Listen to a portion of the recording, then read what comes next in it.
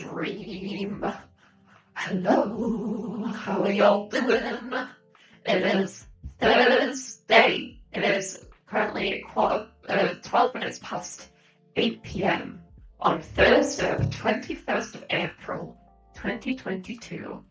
Oh my god, we have nearly gone through April as well. What is happening? Someone needs to stop time. Can someone just get Father Time on speed dial, please? Because this is getting absolutely ridiculous. But hi guys, welcome to the stream. I am indeed very sorry that for the past. Oh god, I need to sneeze. 1 second.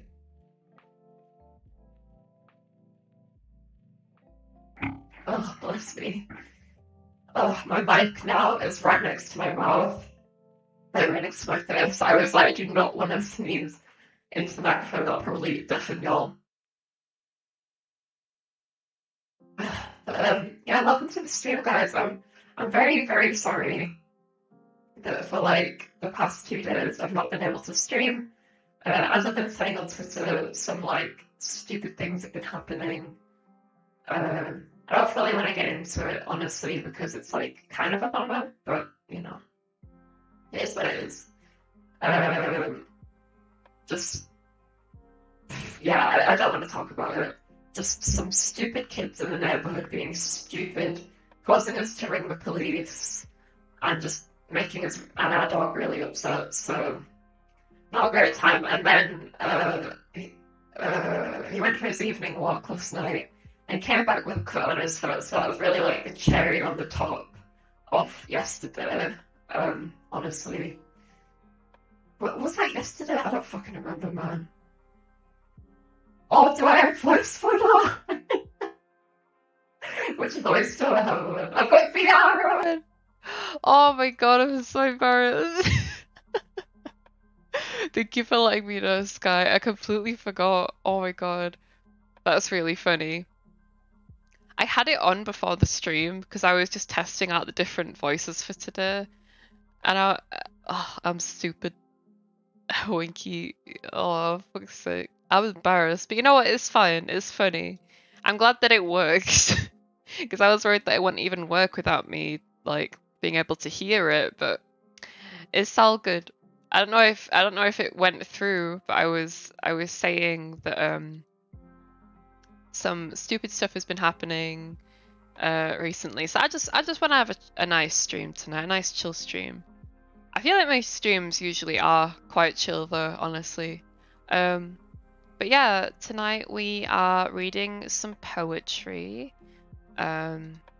This is, well, I don't know if Literature Club is trademarked. It probably isn't. So I have coined the term book club. Book club? I don't know how to pronounce it. It's this basically, the B-O-O-K club. Oh no! No, that sounds like B-O-O-K, like body odor is okay. Okay, you know what? Fuck sake. God damn it. God damn it. I can't think of these things, my dudes. I need a marketing person. No, that's not true. Also, body odor is okay. Just to let y'all know, if you do have body odor, that is fine. It is a natural thing. Don't feel bad about it. We all stink from time to time. I'm talking absolute wank. Anyway, so yeah, today we're reading some poetry. I've only written 2 poems, and one of them is super short because it's a haiku. And the second one, I don't know if it fully makes sense. I kind of just wrote it while I was hungry. But yeah, and then we're gonna be reading some Stephen King. Ooh, Stephen King. We're gonna be reading Pet Sematary. I have no idea what Pet Sematary is about, but I remember seeing a bit of the trailer for the movie, and I get the impression that it's about like pets dying, which probably isn't a good thing for me to read tonight. But you know, it's not real. It's a book. It's fiction, so it's fine. I've always wanted to read more Stephen King and stuff. Oh, why am I playing the Ed song? Yeah, bye guys. 15 minutes into the stream, bye. That was an accident. I apologize. I'm just like clicking through my tabs because I'm fidgeting. Yeah, I hope everyone's had a good day. I've had a bit of a weird day, honestly. After the past 2 days,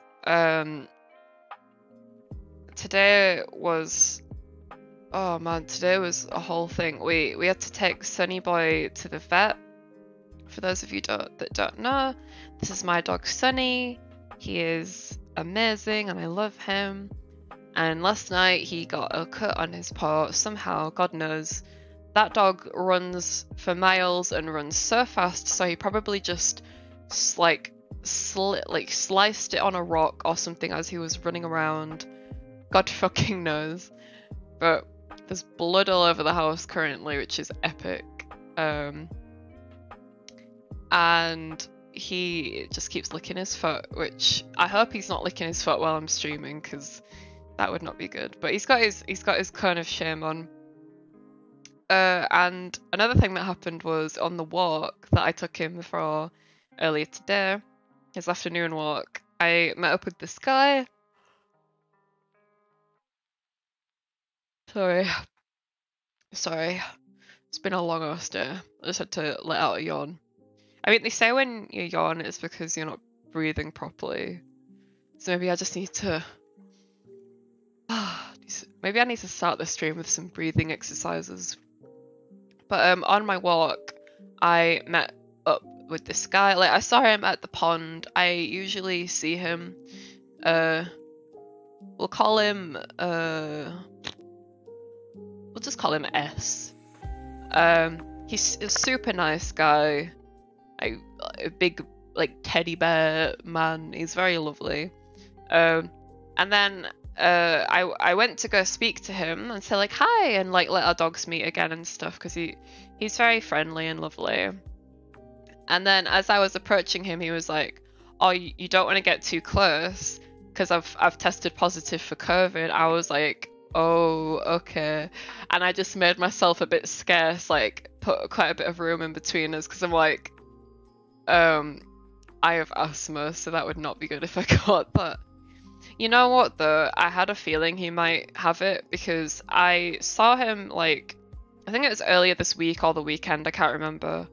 And he was like coughing his guts up when I last saw him. And we were like, are you okay? And because it was like me and some other dog walker folks around. We were like, oh, are you okay? And he was like, oh yeah, I've just got a cold.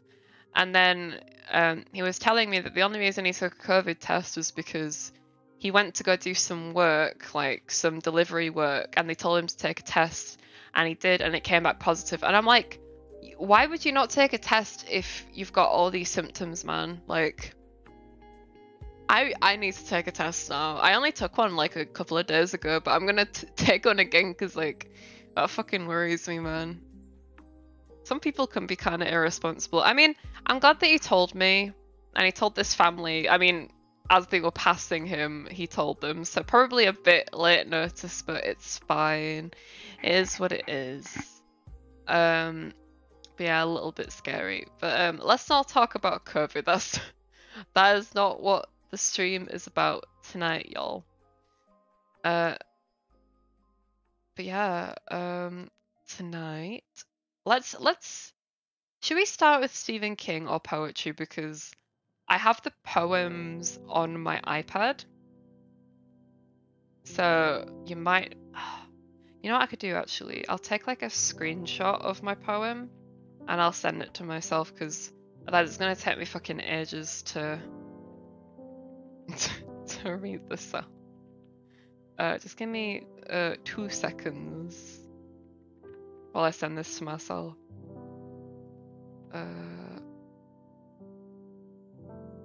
Sorry, I don't mean for the dead air. It's just I was trying to type it before stream, and then I just kind of like ran out of time because Sunny was barking at. I looked outside at what he was barking at, and there's just nothing there, and I'm like, Bro, why are you wasting my time like this? There's nothing there. You're just barking at a ghost. It's barking at me. Silly, silly doggy. Okay, again, I don't really know what this poem means, really. I wrote it because I was feeling hungry. Let's move to story time. Okay. Yay. So the first poem we've got is a haiku. Can I get it on the window capture? And it's called Fuck This Week. Fuck this week. Kids calling me bitch. Sonny boy got his fuck cut. Fuck this fucking week. Doo-doo! Do you guys like my haiku? Listen, I was like, it was sort of a warm-up haiku because I was like, I don't know, man, I've not written poetry in a while, and then, you know, what do I call this poem? Let's see. Need some good poem reading music. I don't know what that would even be. I think lofi hip hop is good enough, right? Good poem reading music. Ooh, let's make a new file called Book Club. Name subject to change because I feel like now that I've said that it sounds like BO is okay, that it's a bit right, okay. Let's capture this. Gonna show it? Oh no. No, okay, I guess not. Alright, I'll bring the picture into the screen. Sorry, again, this is the first ever book club. I sound like what's it called? Like an auto you know, like computer so text to speech. I sound like text to speech when I say that. Oh Jesus, that's huge. Okay. Right, so this is my poem. I'm not like an expert poetry writer or anything like that. It's just I really like poetry and I want to get better at it. So just drag this down. Okay. So this poem is called Chocolate and Strawberries. I'm going to bring it down a little bit. Okay. My heart is sad and cold. I search for something sweet. When the day is done and gone, I reach to the cupboard for a treat. But alas, not a snack to be seen, for I had already had my fill the day before. Still peckish and needing something to distract my mind, I look to my fingers and notice a drop of red. Blood? I must have simply pricked my finger on the shelf in my bitter desperation for a friendly nibble. I place the finger to my mouth in an attempt to stop the blood. Strawberry? I must be simply deluded in my closed-minded state to search for something for my sweet tooth. But alas, I cannot stop lapping up the liquid. Sorry. But alas, I cannot stop lapping up the sweet liquid. That is a tongue twister. I drink my fill till I am pale, weak, and can barely speak. Then something catches my eye down on the bottom shelf. A scrap of chocolate cake. I reach for the cake and pop it quickly in my mouth. I hear a crunch and realize it is stale and cold. Looking at the crumbs in my hand, I realize my index finger is gone. In my haste, I must have eaten it to comfort myself. Oh well, for now, at least, I feel calmer. So, I wrote this poem when I was quite hungry, as you can tell. We ordered takeaway tonight, and this place specifically does waffles, and I ordered a strawberry and a chocolate and strawberry waffle. And then I was like, you know what, I'm gonna make that the theme of my poem for today, why not? And then I kind of got inspired to write a poem about how whenever I get sad and stressed, I always go to get like sweets and stuff. I don't know if that's just me. I guess you could call it stress eating, but it's not really. It's just like I've got a massive sweet tooth. Hi Phoenix, welcome to the stream. Just reading some poetry. Hungry Paimon, hell yeah. Hungry. And yeah, whenever I'm feeling kind of stressed, like I always go get a snack, specifically something sweet. I don't know what it is, but something sweet always helps perk my brain whenever I'm like feeling sad or stressed and can't think properly, like with the work I'm doing. And then the kind of darker aspects of the poem are saying like the detrimental effects of relying on sweets and things when I'm stressed. So I was literally lapping up my own blood in this because it tasted like strawberry, making myself weak and pale. And then I ended up eating my own finger thinking it was cake. Yeah, so at the end it says, oh well, for now at least, I feel calmer. Because eating sweets and nice things helps me feel calmer for like a very short time. And then it's like, oh man, I'm stressed again. So, yeah, I think I need to find a better way to deal with that stress. Another thing I do is I drink a lot of like water and juice when I'm stressed, because I think I get like really warm when I'm stressed and the juice helps cool me down. I don't know if that's silly to say, but yeah, that was my poem of chocolate and strawberries. Honestly, I initially meant for it to be something kind of cute, but then I was like, but it's me. I like cute and creepy stuff. But yeah, that was my poem. And again, if you didn't see my poem, if you didn't see my other poem, I made a haiku. It's very short, obviously, as haikus are. Where is it? And it's inspired by how my week has been. Can't tell what's cake and what's not cake anymore.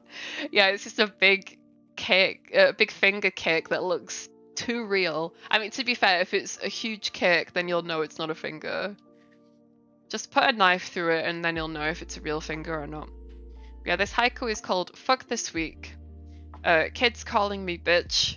Sunny boy got his fuck cut. Fuck this fucking week. Because this week has sucked. Earlier this week I had a bunch of kids like mocking me, calling me a bitch, saying, oh, I bet you were bullied in school, throwing shit at my house, making my dog upset. And then my dog got his foot cut on a walk, and then this night, like additionally, this like nice person that I speak to on my dog walks has COVID, and it's like, oh my god, this week sucked. I hate this week. I want something good to happen in this week, but you know what? Reading poetry has already helped lift my spirits a little bit. Truth be told, if y'all ever want to try write poetry, I definitely recommend it. Violence isn't the answer, it is the question, and the answer is yes. I would never resort to violence unless someone I knew was in danger. I mean, obviously, if I'm in danger, I'm gonna be like, whoopah! And like, bust out some like karate moves or whatever, but my anxiety has this massive loophole that if I'm being confronted, then I'm just like, oh, unless it's like, you know, something bad. But then like if someone I care about, if they're getting like yelled at, I'm like, hold on a fucking second, don't you speak to this person like that. I will smite you down like with the might of Zeus. You know what I'm saying? It's like whenever I've been in like a cafe or restaurant with a friend, and they're like, "Oh, I wouldn't ketchup," but I'm too nervous to go get ketchup. I will get up immediately and I'll be like, "I will get you all the ketchup." 100% understand. Yeah, it's this big fucking anxiety loophole that I've got. I'm glad that you understand. Alright, that was a super short poetry segment, but to be fair, I only had 2 poems, and one of them was a haiku, which is the shortest poem ever. Say what you want about me, but you talk shit about my friends, then prepare to be sent straight to Brazil. Why Brazil? That's so random. Do you not like Brazil or something? I feel like Brazil's not the worst place you could send your enemies to. I feel like what's it called? Oh yeah, hell. Hell would be the worst place to go, maybe. It's meme. Is it? Oh, I don't know. Is that like a new meme that all the kids are talking about? Basically, Brazil is the void. How is Brazil like the void? Where is the joke? Is this what all the is this what all the kids are saying? I don't know. Doesn't make sense, I don't get it. I do not know the sources of memes. Why did you say it then, if you don't even know what it means? I'm gonna Google, is Brazil a void? I wanna see what it comes up with. Oh my god, there's like a giant, oh no wait, that's a game. This isn't a game. I'll show you what I'm looking at. Hold on. I typed in, is Brazil a void? Because I find dumb humor funny. No, I find dumb humor funny too, but I also need to be able to understand it on some kind of level. Just a little bit. But I looked up, is Brazil a void? And it gave me this picture and I was like, holy shit, this is giant hole in the floor. But obviously that's in a game, that's not in real life. I'm stupid. Oh, is it the flight simulator thing? Because if so, I think that may be the origin. Yeah, I have no idea what this is, but yeah, there's a plane, so I assume it's a flight simulator. Anyway, y'all, let's move on to Pet Sematary. I feel like I need to have some royalty-free, what's it called? Royalty-free spooky music. Creepypasta music is royalty-free, right? Royalty-free creepypasta music. That's what people always have in the background for their stuff, right? Royalty-free music horror, Kevin MacLeod. Kevin MacLeod is great, but I'm gonna try out this one. Got 20k likes. I trust that, I think. Kevin MacLeod is, his funny music is good. I don't know about his scary music though. Right. Okay. Let's get up Pet Sematary. This is so cool. Like it's a library that's online and you can just borrow books for an hour. So we're just gonna read like an hour excerpt of Pet Sematary. I was gonna do it, but it ends at 9:35. Yeah, so I've only got it for an hour. But yeah, I was gonna borrow it, but someone else has apparently already borrowed it. Sad times. Cozy, yeah. Oh, huge. I was kind of worried honestly, because I've been wanting to read books on stream for ages. Because I don't really read, but like I like reading in company. I don't really like reading by myself, I don't think.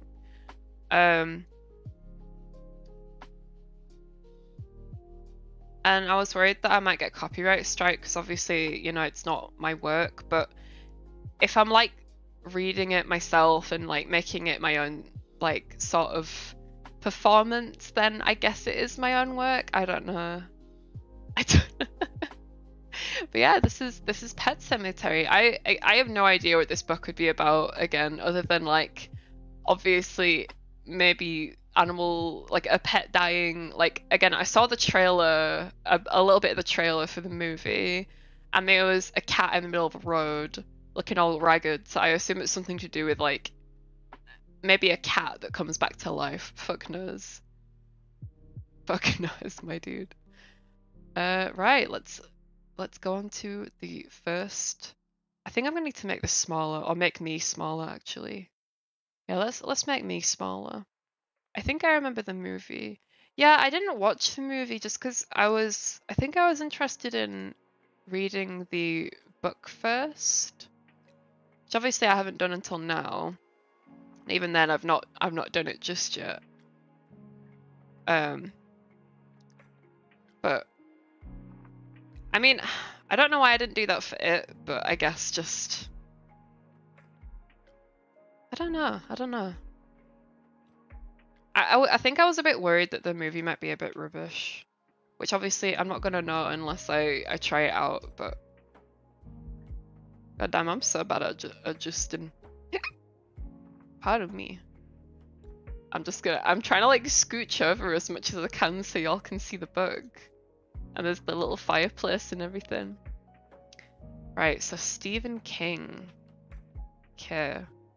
Whoa, this one's even signed. To Joan from... Is that Stephen King's signature? God damn. This one's signed and everything. Okay, let's get that spooky music on real quick. Go away, lofi hip hop. We don't want you. We want whatever this music is. Oh. Spooky music. I need to hurry. There's a time limit on this book. Okay, where do we start? Part 1, The Pet Cemetery. Okay. Jesus said to them, "Our friend Lazarus sleeps, but I go that I may awake him out of his sleep." Then the disciples looked at each other, and some smiled, because they did not know Jesus had spoken in a figure. "Lord, if he sleeps, he shall do well." So then Jesus spoke to them more plainly. "Lazarus is dead, yes, nevertheless, let us go to him." I hope that's not like a theme for what's gonna happen. Spooky music. Yeah, nice spooky music in the background. Ooh. Okay. Lewis Creed, who had lost his father at 3 and who had never known a grandfather, never expected to find a father as he entered his middle age.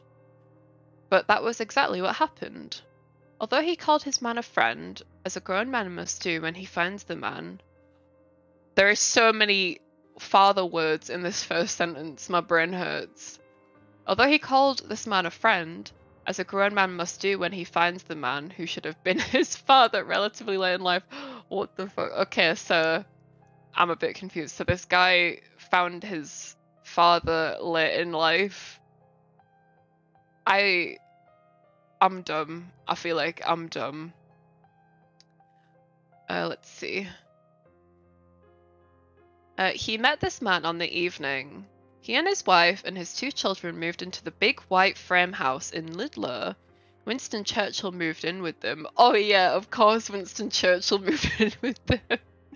What? Church was his daughter Eileen's cat. Oh, okay. The search committee at the university had moved slowly. The hunt for a house within commuting distance of the university had been hair-raising, and by the time they neared the place where he believed the house to be, all the landmarks are right. Like the astrological signs the night before, Caesar was assassinated. There is so much information to process here. What is happening? Who was assassinated? Do I need to read this again? I feel like I'm missing the point. Like the astrological signs the night before Caesar was assassinated. Oh, so like foreshadowing? Is that it? Yeah, foreshadowing, I guess. All the landmarks are right, like the astrological signs the night before Caesar was assassinated. Lewis thought morbidly. They were all tired and tense and on edge. Gage was cutting teeth and fussed about ceaselessly. He would not sleep no matter how much Rachel sang to him. She offered him the breast. Oh, she offered him the breast even though it was off schedule. Okay, so Gage is a baby.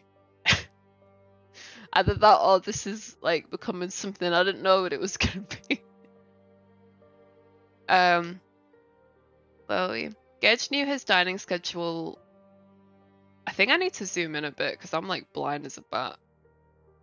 Please, no, I wanted to zoom in. I'll just zoom in like this. Yeah, that's a bit better for my eyes. Cause I'm like an old lady. Oh no! Don't go to the next page. I'm an old lady. I got bad eyes. Drown me? Okay, I can drown myself. Bro, no! Wait, no! Oh my god, it went to like a really late page. I didn't read anything.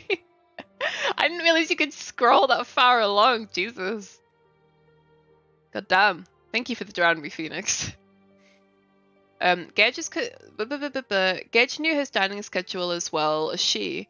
Better maybe, and he promptly bit her with his new teeth. Ow. Rachel, still not entirely sure about this move to Maine from Chicago, where she had lived her whole life, burst into tears. Eileen promptly joined her. Sorry, I'm not good. I like those little sippy emojis. Eileen promptly joined her. In the back of the station wagon, Church continued to pace restlessly as he had done for the last 3 days it had taken them to drive here from Chicago. His yowling from the cat kennel had been bad, but his restless pacing after they finally gave up and set him free in the car had been almost as unnerving. Lewis himself felt a little like crying. A wild but not unattractive idea suddenly came to him. He would suggest that they go back to the Bangor for something to eat while they waited for the moving van. And when his 3 hostages to fortune got out, he would floor the accelerator and drive away without so much as a look back. Foot to the mat, the wagon's huge 4-barrel carburetor gobbling expensive gasoline. He would drive south all the way to Orlando, Florida, where he would get a job at Disney World as a medic under a new name. So this guy is just gonna ditch his family? What? Okay.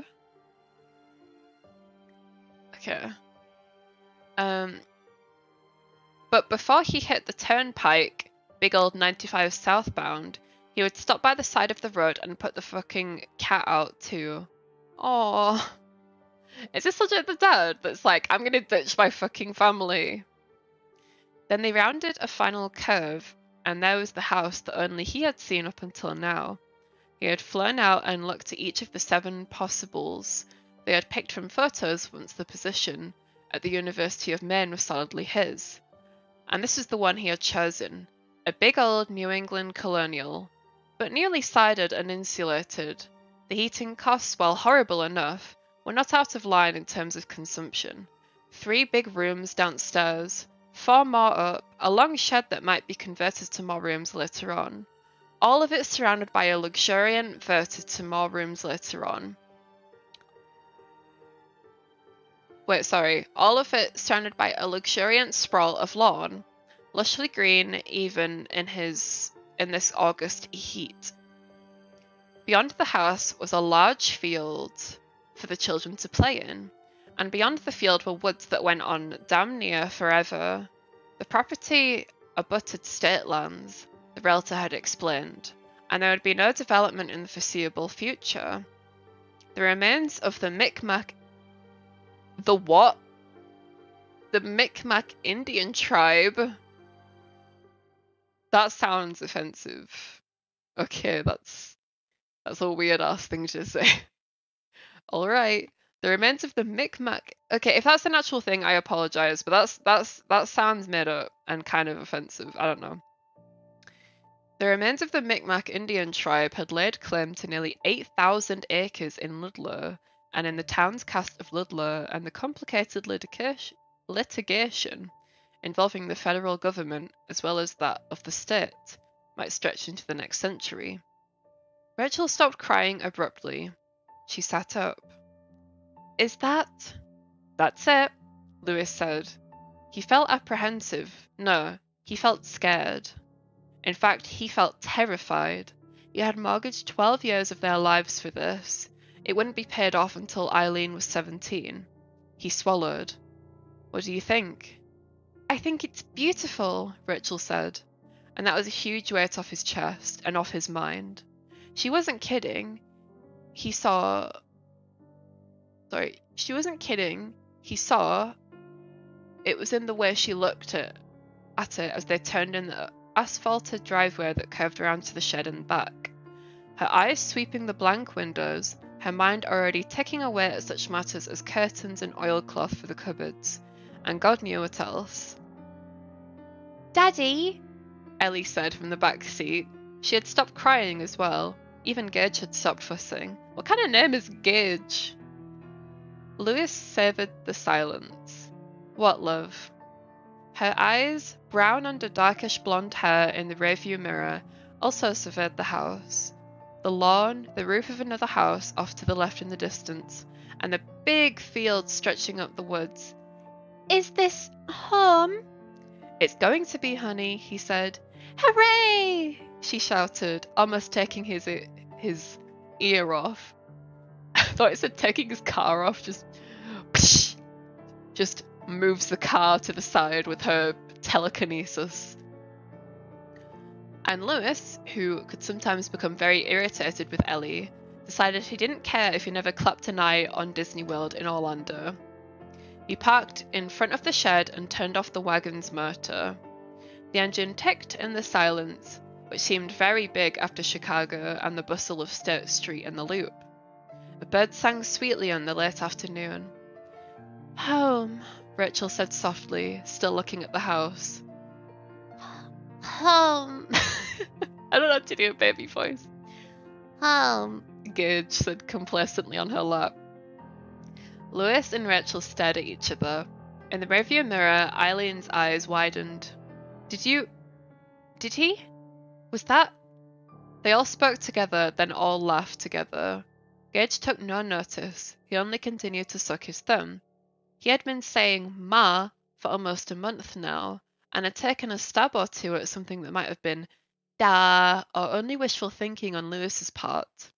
But this, either by accident or imitation, had been a real word. Home. Lewis plucked Gage from his wife's lap and hugged him.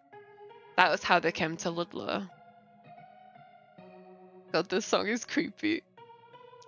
In Lewis Creed's memory, that one moment always held a magical quality. Partly, perhaps, because it was really magical, but mostly because the rest of the evening was so wild. In the next 3 hours, neither peace nor magic made an appearance. Lewis had stored the house keys away neatly. He was a neat and methodical man, was Lewis Creed, in a small manila envelope, which he had labelled Ludlow House Keys, received June 29th.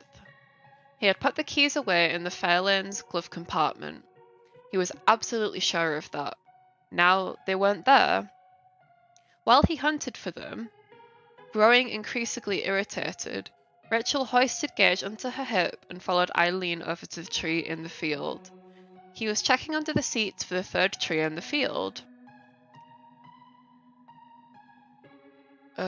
He was checking under the seats for the third time when his daughter screamed and then began to cry.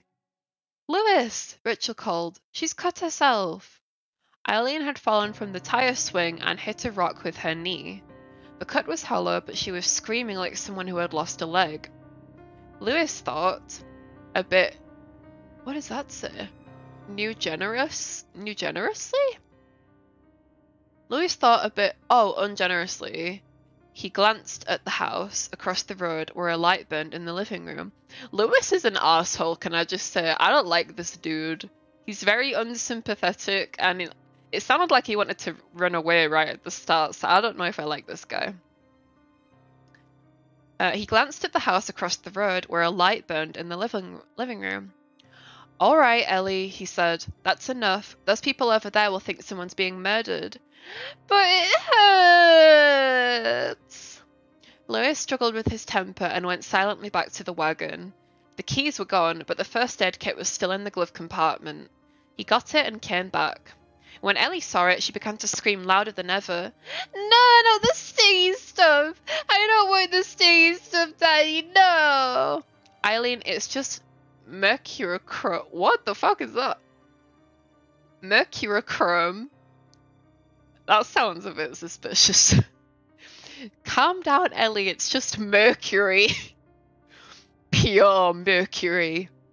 Eileen, it's just I can't even say that. Eileen, it's just mercurochrome and it doesn't sting. Be a big girl, Rachel said. It's just, no. You want to stop that or your ass will sting. What does that mean? Like he's gonna spank her for causing a fuss? What the fuck? You want to stop that or your ass will sting, Lewis said. She's tired, Lou, Rachel said quietly. Yeah, I know the feeling. Hold her leg out. Rachel put Gage down and held Eileen's leg, which Lewis painted with mercurochrome in spite of her increasingly hysterical wails. Someone just came out on the porch of that house across the street, Rachel said. She picked Gage up. He started to crawl away through the grass. Wonderful, Lewis muttered. Lou, she's tired, I know. He capped the mercurochrome and looked grimly at his daughter. Bro, chill. She's a little girl. There, and it really didn't hurt a bit. Fess up, Ellie. It does hurt. It hurt. His hand itched to slap her, and he grabbed his leg hard. Oh my god, this dude is an asshole. What the fuck? Did you find the keys? Rachel asked. Not yet, Lewis said, snapping the first aid kit closed and getting up. Gage began to scream. He was not fussing or crying, but really screaming, writhing in Rachel's arms. What's wrong with him? Rachel cried, thrusting him almost blindly at Lewis. It was, he supposed, one of the advantages of having married a doctor. You could shove the kid at your husband whenever the kid seemed to be dying. What the fuck? Lewis, what? The baby was grabbing frantically at his neck, screaming wildly. Lewis flipped him over and saw an angry white knob rising on the side of Gage's neck. What? And there was something on the strap of his jumper, something fuzzy, squirming weakly. Ew, wait. Oh, okay, something fuzzy, okay. Eileen, who had become quieter, began to scream again. Bee! Bee! Bee! She jumped back, tripped over the same protruding rock on which she had already come a cropper, sat down hard and began to cry again in mingled pain, surprise and fear. I'm going crazy, Lewis thought wonderingly. Whee!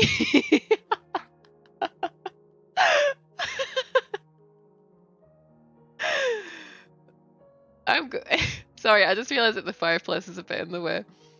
I'm going crazy. Whee! Do something, Lewis. Can't you do something? Got to get the stinger out, a voice behind them drawled. That's the ticket. Get the stinger out and put some baking soda on it. Bump'll go down. But the voice was so thick with down east accent that for a moment Lewis's tired, confused mind refused to translate the dialect. Got to get sting out and put some baking soda on it. It'll go down. I don't know what that accent is. He turned and saw an old man, perhaps 70, a hale and healthy 70, standing there on the grass. He wore b-balls. He wore what? He wore b-balls over a blue chambray shirt that showed his thickly folded and wrinkled neck. His face was sunburned, and he was smoking an unfiltered cigarette. As Lewis looked at him, the old man pinched the cigarette out between his thumb and forefinger, and pocketed it neatly. He held out his hands and smiled crookedly. A smile Lewis liked at once, and he was not a man who took to people. Apparently you don't take to your own family either, Lewis. You fucking asshole. Not to tell you your business, Doc, he said. I don't know what voice to give this guy. Is there like an old man voice that I can give him? I don't know.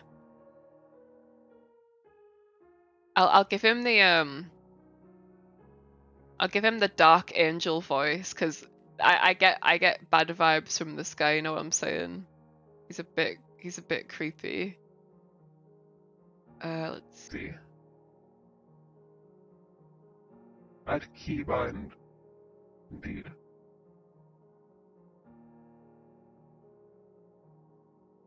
Sorry, I'm just adding keybinds to the voices. Okay. Not to tell you business, Doc, he said. And that was how Lewis met Judson Crandall, the man who should have been his father. Wait, what? He had watched them arrive from across the street and had come across to see if he could help when it seemed they were in a bit of a tight, as he put it. That Didn't work. In a bit of a tight, as he put it. While Lewis held the baby on his shoulder, Crandall stepped near, looking at the swelling on Gage's neck. Oh my god, I can't imagine a baby getting stung on the neck, bro. That sounds fucking painful. Poor baby. Where are we? And reached out with one blocky, twisted hand. Rachel opened her mouth to protest. His hand looked terribly clumsy and almost as big as Gage's head. But before she could say a word, the old man's fingers had made a single decisive movement, as apt and deft as the fingers of a man walking cards across his knuckles or sending coins into conjurer's limbo. What? And the stinger lay in his palm. Begin. He remarked. No prize winner, but it'd do for a ribbon, I guess. Lewis burst out laughing.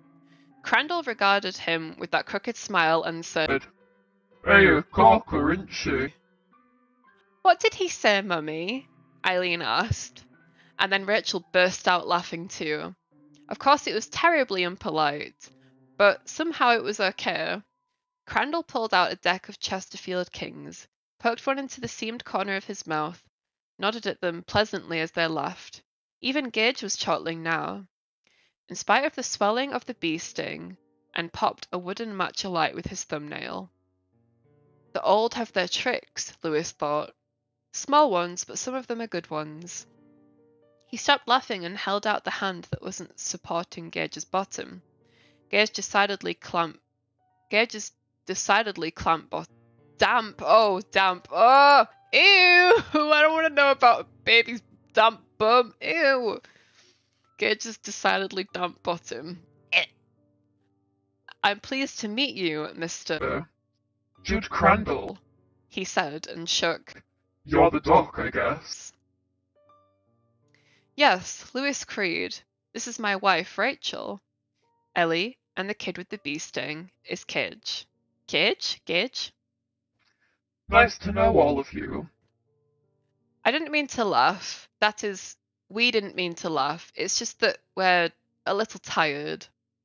The understatement of it caused him to giggle again. He felt totally exhausted. Crandall nodded. Course you are, he said, which came out, course you are. He glanced at Rachel. Why don't you take your little boy and your daughter over to the house for a minute, Mrs. Creed? We can put some baking soda on a wash rag and cool that off some. My wife would like to say hello too. She don't get out too much. Arthritis got bad the last 2 or 3 years. Rachel glanced at Lewis, who nodded. That would be very kind, Mr. Crandall. Oh, I just answered to Jude, he said. There was a sudden loud honk, a motor winding down. Then the big blue moving van was turning, lumbering into the driveway. Oh Christ. Oh sorry, that's not. I try and guess if it's the dude that's speaking, but no, it's Lewis. Lewis the fuckhead. Oh Christ. And I don't know where the keys are, Lewis said. That's okay, Crandall said. I got a set. Mr. and Mrs. Cleveland, that lived here before you, gave me a set. Oh, it must have been 15 years ago. We lived here a long time. Joan Cleveland was my wife's best friend. She died 2 years ago. Bill went to that old folks' apartment complex over in Orrington. I'll bring them back over. They belong to you now anyway. This dude is very chatty, and he likes talking about people dying. This is something. You're very kind, Mr. Crandall, Rachel said. Not at all, he said. Looking forward to having young'uns around again. Except that the sound of this, as exotic to their Midwestern ears as a foreign language, was Ewans. You just want to watch him run around the road, Mrs. Creed. Lots of big trucks on the road. Now there was the sound of slamming doors as the moving men hopped out of the cab and came toward them. Ellie had wandered away a little, and now she said, "Daddy, what's this?" Lewis, who had started to meet the moving men, glanced back at the edge of the field, where the lawn stopped and a high summer grass took over.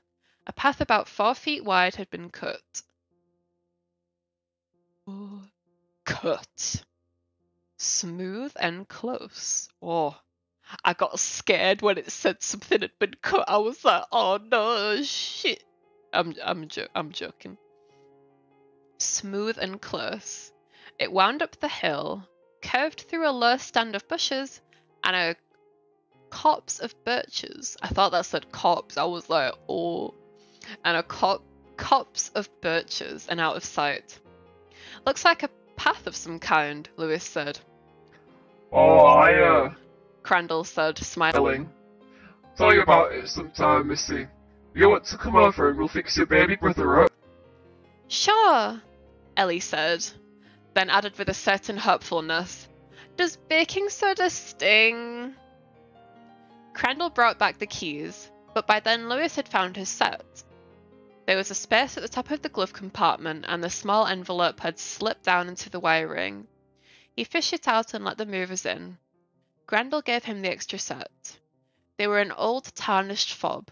Lewis thanked him and slipped them absently into his pocket, watching the movers take in boxes and dressers, bureaus and all the other things they had collected over the years of their marriage.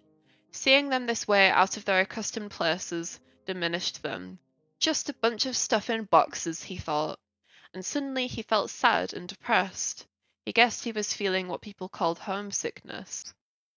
Uprooted and transplanted, Crandall said, suddenly beside him, and Lewis jumped a little. "You sound like you know the feeling," he said. No, actually I don't. Crandall lit a cigarette.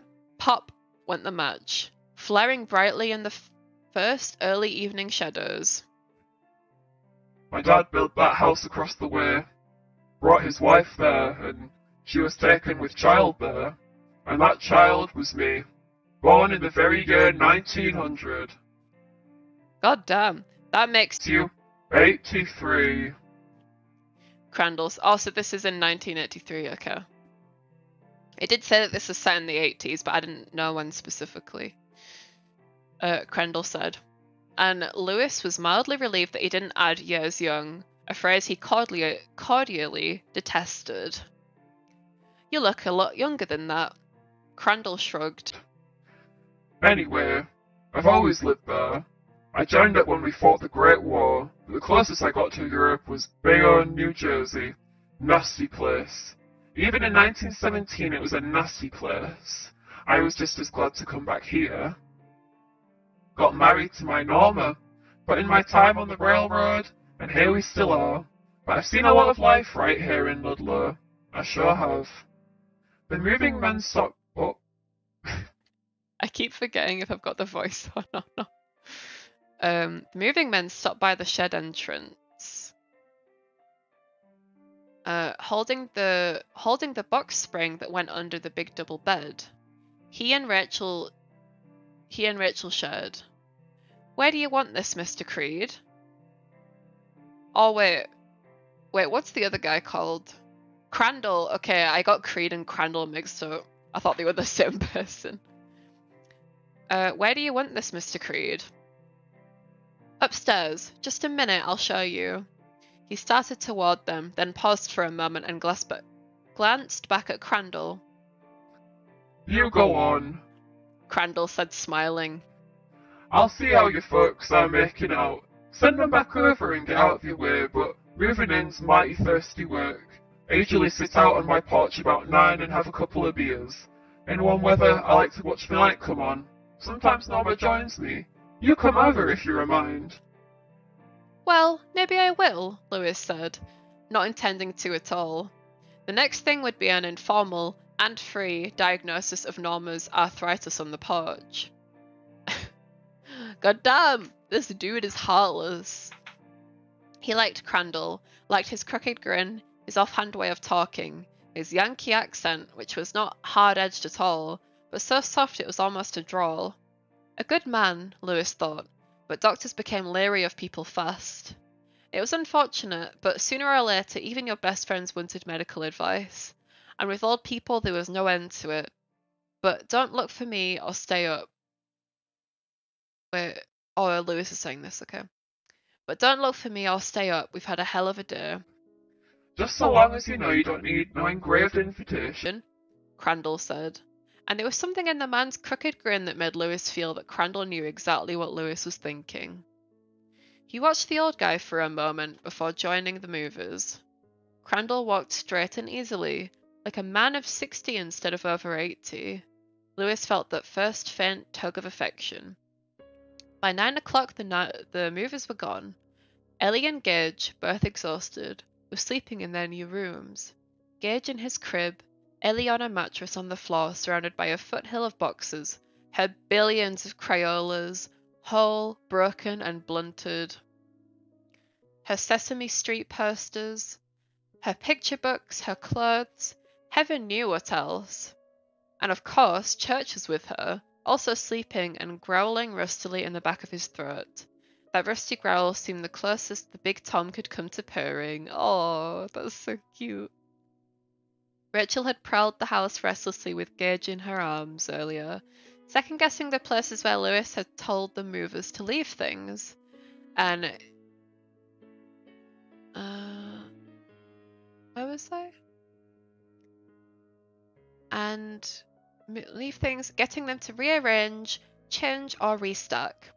Lewis had not lost their check. It was still in his breast pocket, along with the $5 $10 bills he had put aside for a tip.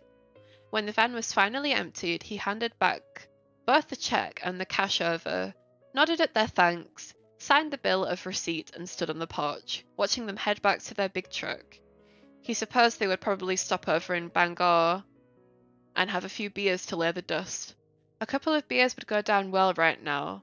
That made him think of Judd Crandall again. He and Rachel sat at the kitchen table and he saw the circles under her eyes.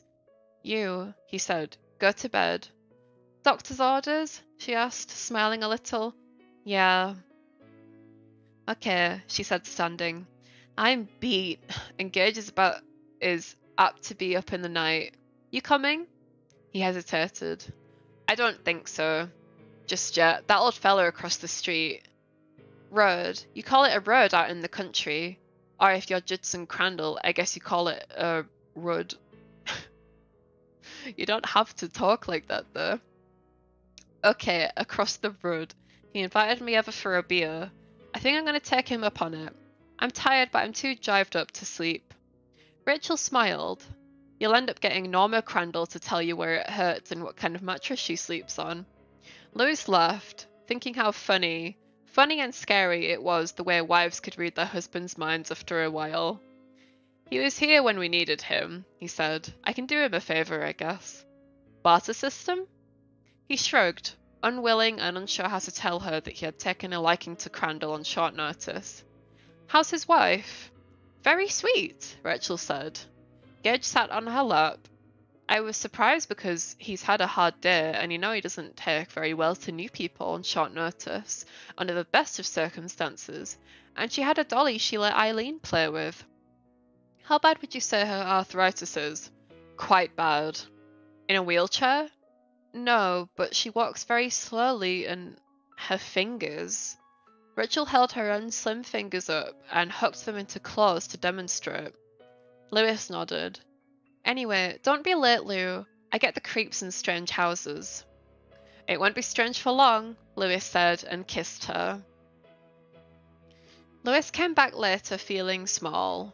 No one asked him to examine Norma Crandall when he crossed the street. Rudd, he reminded himself, smiling. The lady had already retired for the night. Judd was a vague silhouette behind the screens of the enclosed porch. There was the comfortable squeak of a rocker on the old linoleum. Linoleum?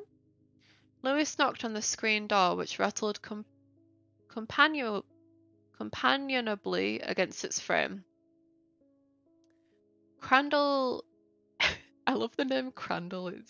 It's such an old man name is Crandall. I mean, I assume it's. Oh yeah, his first name is Judd. Drown me. Why do you keep wanting to drown me, Phoenix? What the fuck?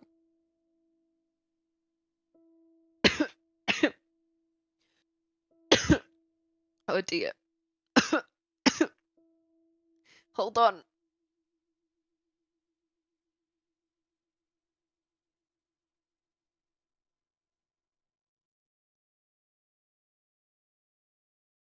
Oh god.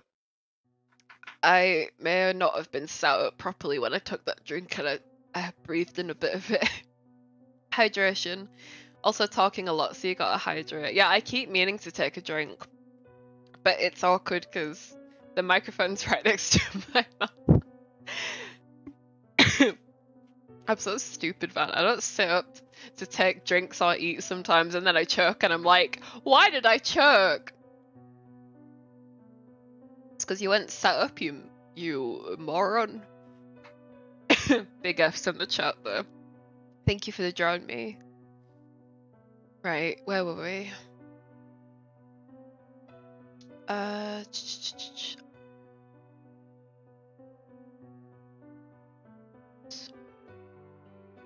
Crandall sit. Oh god, my voice is gonna be all like. My voice is gonna be all wavery now. Crandall's cigarette glowed like a large, peaceable firefly in the summer darkness.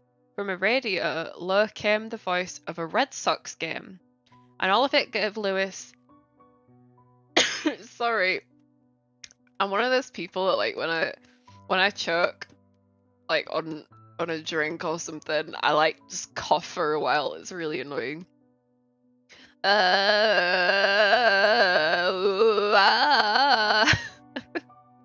trying to just knock out those last bits of moisture. And all of it gave Lewis Creed the oddest feeling of coming home. Doc, Crandall said. I thought that was you. Hope you meant it about the beer, Lewis said, coming in. Oh, about beer, I never lie. Crandall said. A man who lies about beer makes enemies. Sit down, Doc. I put on extra couple of ice, just in case. The porch was long and narrow, furnished with rattan chairs and sofas. Lewis sank into one and was surprised at how comfortable it was. Oh god, he's never gonna want to leave. That's what this game. That's what this. I'm so used to streaming games. That's what this book is about.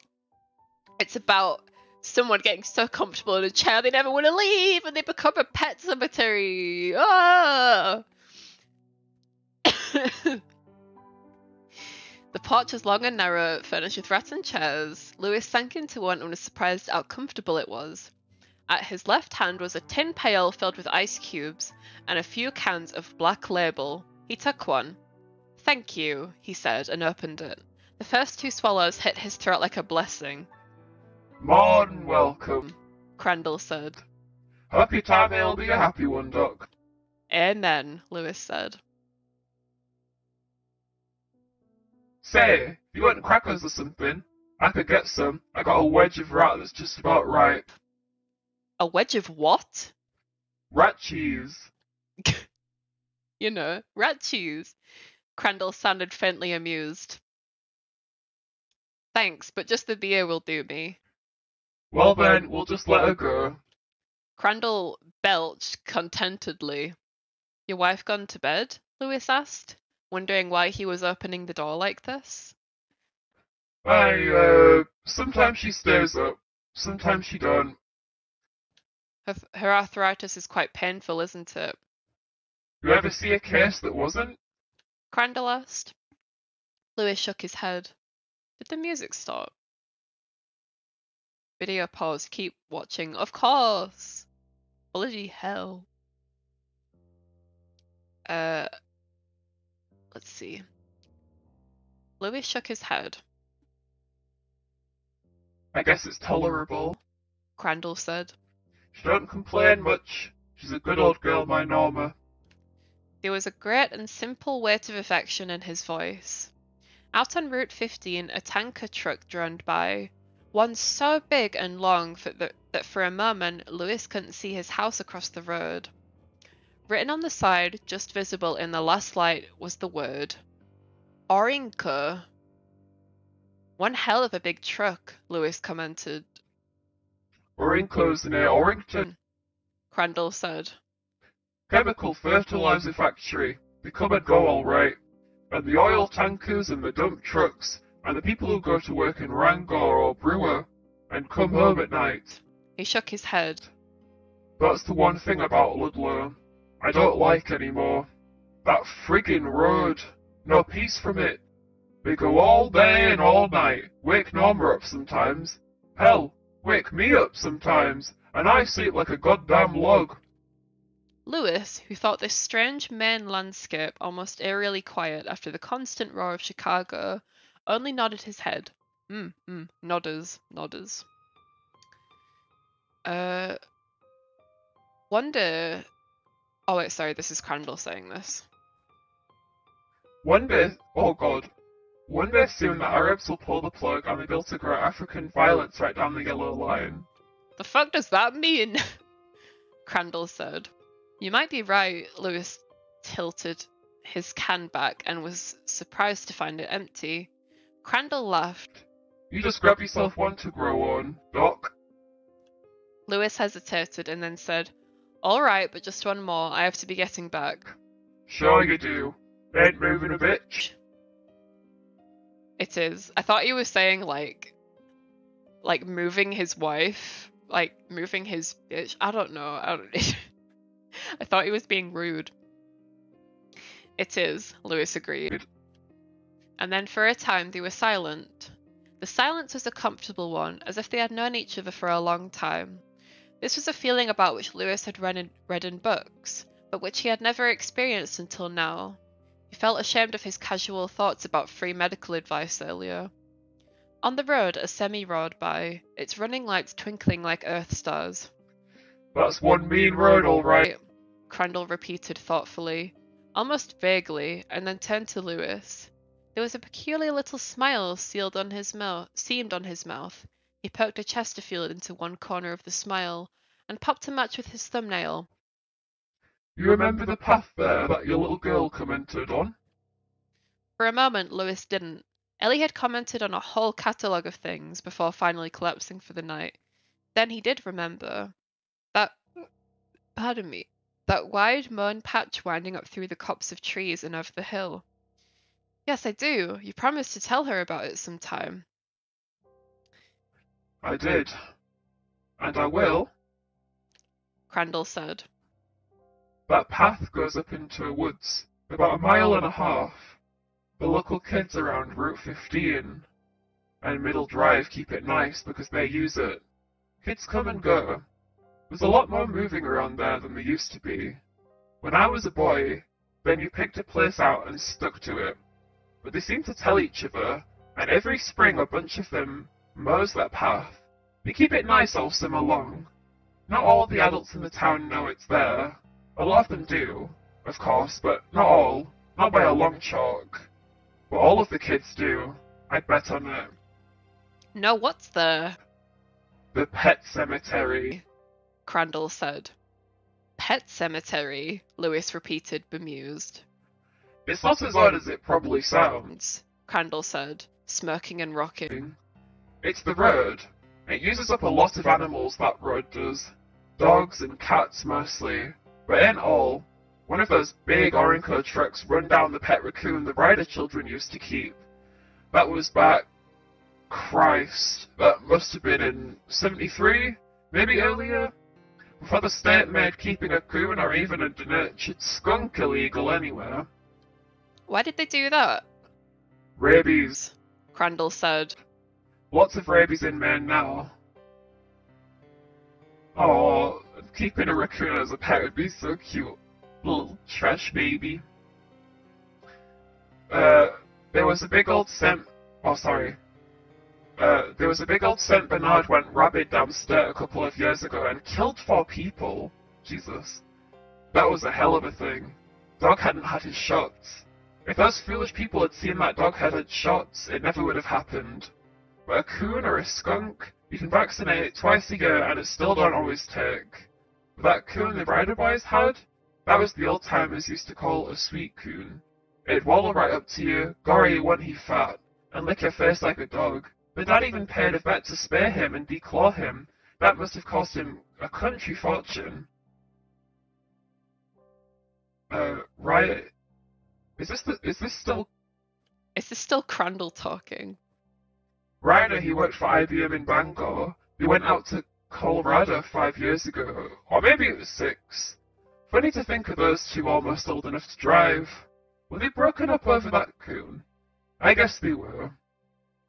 Matt Ryder cried so long his mum got scared and wanted to take him to the doctor. I suppose he's over it now, but they never forget. When a good animal gets run down in the road, a kid never forgets. Lewis's mind turned to Ellie, as he had last seen her tonight, fast asleep with Church purring rustily on the foot of the mattress.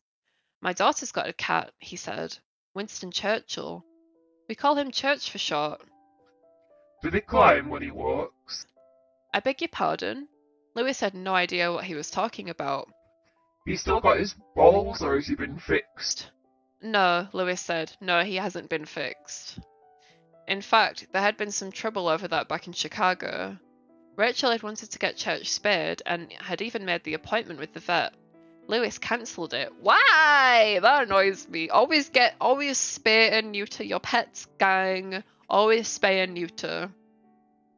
I was walking Sunny the other day and I came across a girl, like the only person I've seen that is like my age as a dog walker, and she said that she was a breeder, and I'm like, oh, fuck's sake, god damn it. God damn it. Lewis cancelled it. Even now, he wasn't really sure why.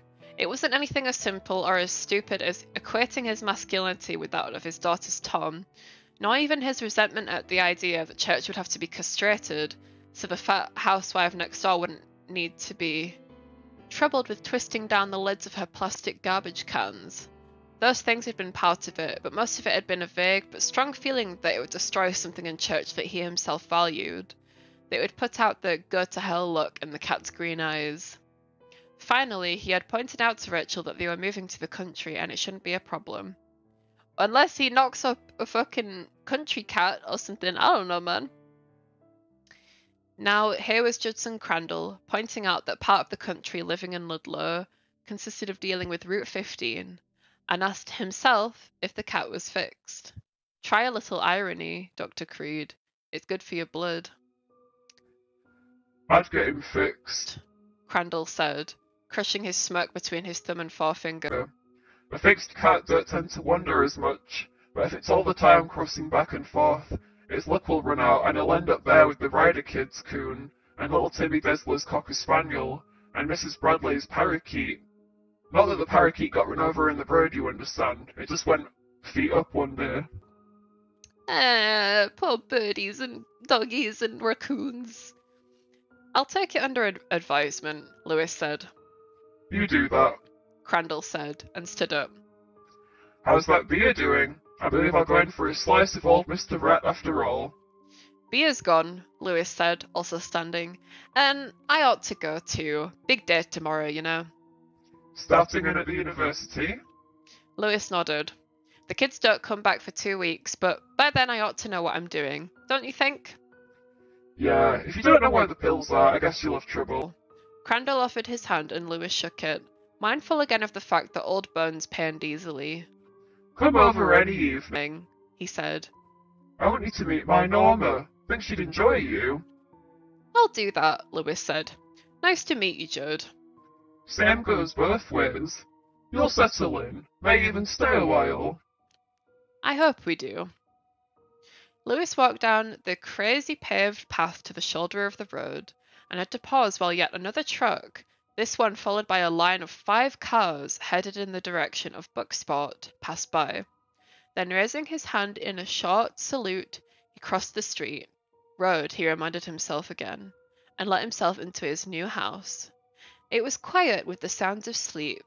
Ellie appeared not to have moved at all, and Gage was still in his crib, sleeping in typical Gage fashion, spread-eagled on his back. A bottle within easy reach. Oh, I thought that was meaning the cat, because I was like, oh, that's so cute. Sunny does that. Sunny sleeps on his back. Spread eagle, but no, it's the baby. Never mind. A bottle within easy reach. Lewis paused there looking in at his son, his heart abruptly filling with a love for the boy so strong that it seemed almost dangerous. He supposed part of it was simply homesickness for all the familiar Chicago places and Chicago faces that were now gone, erased so efficiently by the miles that might never have been at all. There's a lot more moving around than there used to be. Used to be you picked a place out and stuck to it. There was some truth in that. He went to his son because there was no one there to see him do it, not even Rachel. He kissed his fingers and then pressed them lightly and briefly to Gage's cheek through the bars of the crib. Gage clucked and turned over on his side. He clucked.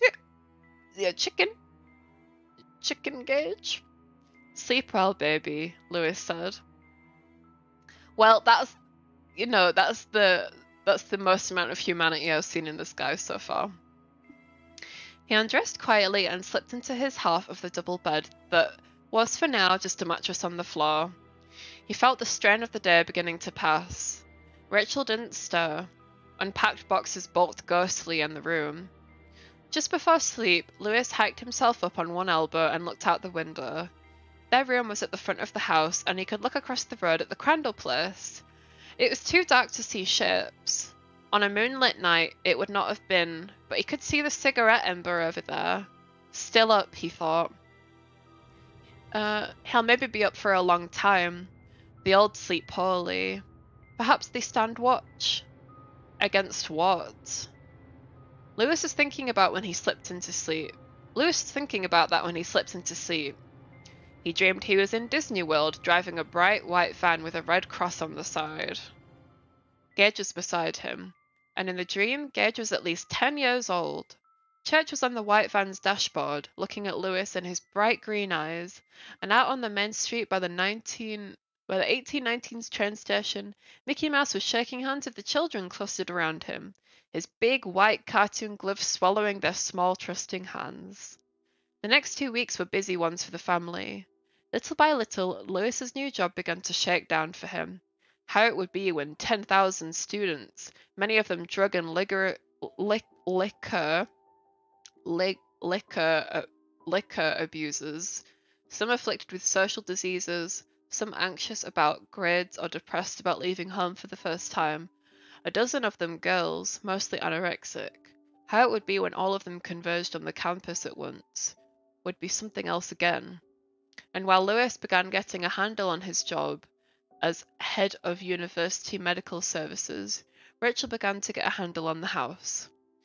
Gage was busy taking bumps and spills that went with getting used to his new environment, and for a while his nighttime schedule was badly out of work. But by the middle of their second week in Lidlow, he had begun to sleep through again. Only Ellie, with the prospect of beginning kindergarten in a new place before her, seemed always overexcited and on a hair trigger. She was apt to go into prolonged giggling fits or periods of almost menopausal depression or temper tantrums at the drop of a word. But she's a little girl. I don't think menopausal depression applies with a little girl. I mean, I think that's the point, but... Rachel said Ellie would get over it when she saw that school was not the great red devil she had made it out to be in her own mind, and Lewis thought Rachel was right. Most of the time, Ellie was what she had always been, a dear. His evening beer or two with Judd Crandall became something of a habit. Around the time Gage began sleeping through again, Lewis began bringing his own six-pack over every second or third night. He met Norma Crandall, a sweetly pleasant woman who had rheumatoid arthritis, filthy old rheumatoid arthritis which kills so much of what could be good in the old ages of men and women who were otherwise healthy, but her attitude was good. She would not surrender to the pain. There would be no white flags. Let it take her if it could. Lewis thought she might have another 5 years to 7, productive if not terribly comfortable 5 years ahead of her.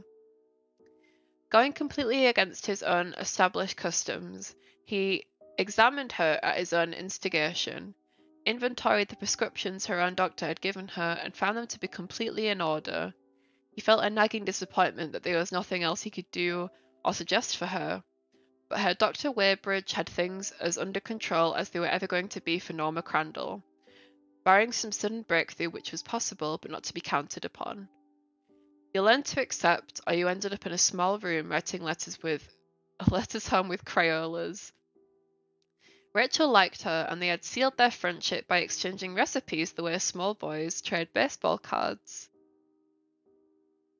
Beginning with Norma Crandall's deep dish apple pie for Rachel's beef stroganoff. Oh, apple pie sounds so good. Norma was taken with both of the Creed children, particularly with Ellie, who said she was going to be an old-time beauty. At least, Lewis told Rachel that night in bed. Norma hadn't said Ellie was going to grow into a real sweet coon. Rachel laughed so hard she broke explosive wind, and then both of them laughed so long and loudly that they woke up Gage in the next room. Holy shit.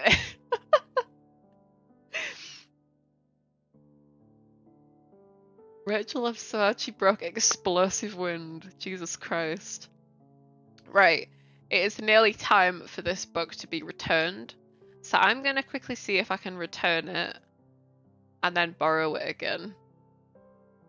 Right, what page are we on? We're on page 20. Because I want to keep reading. This is good. I'm enjoying this.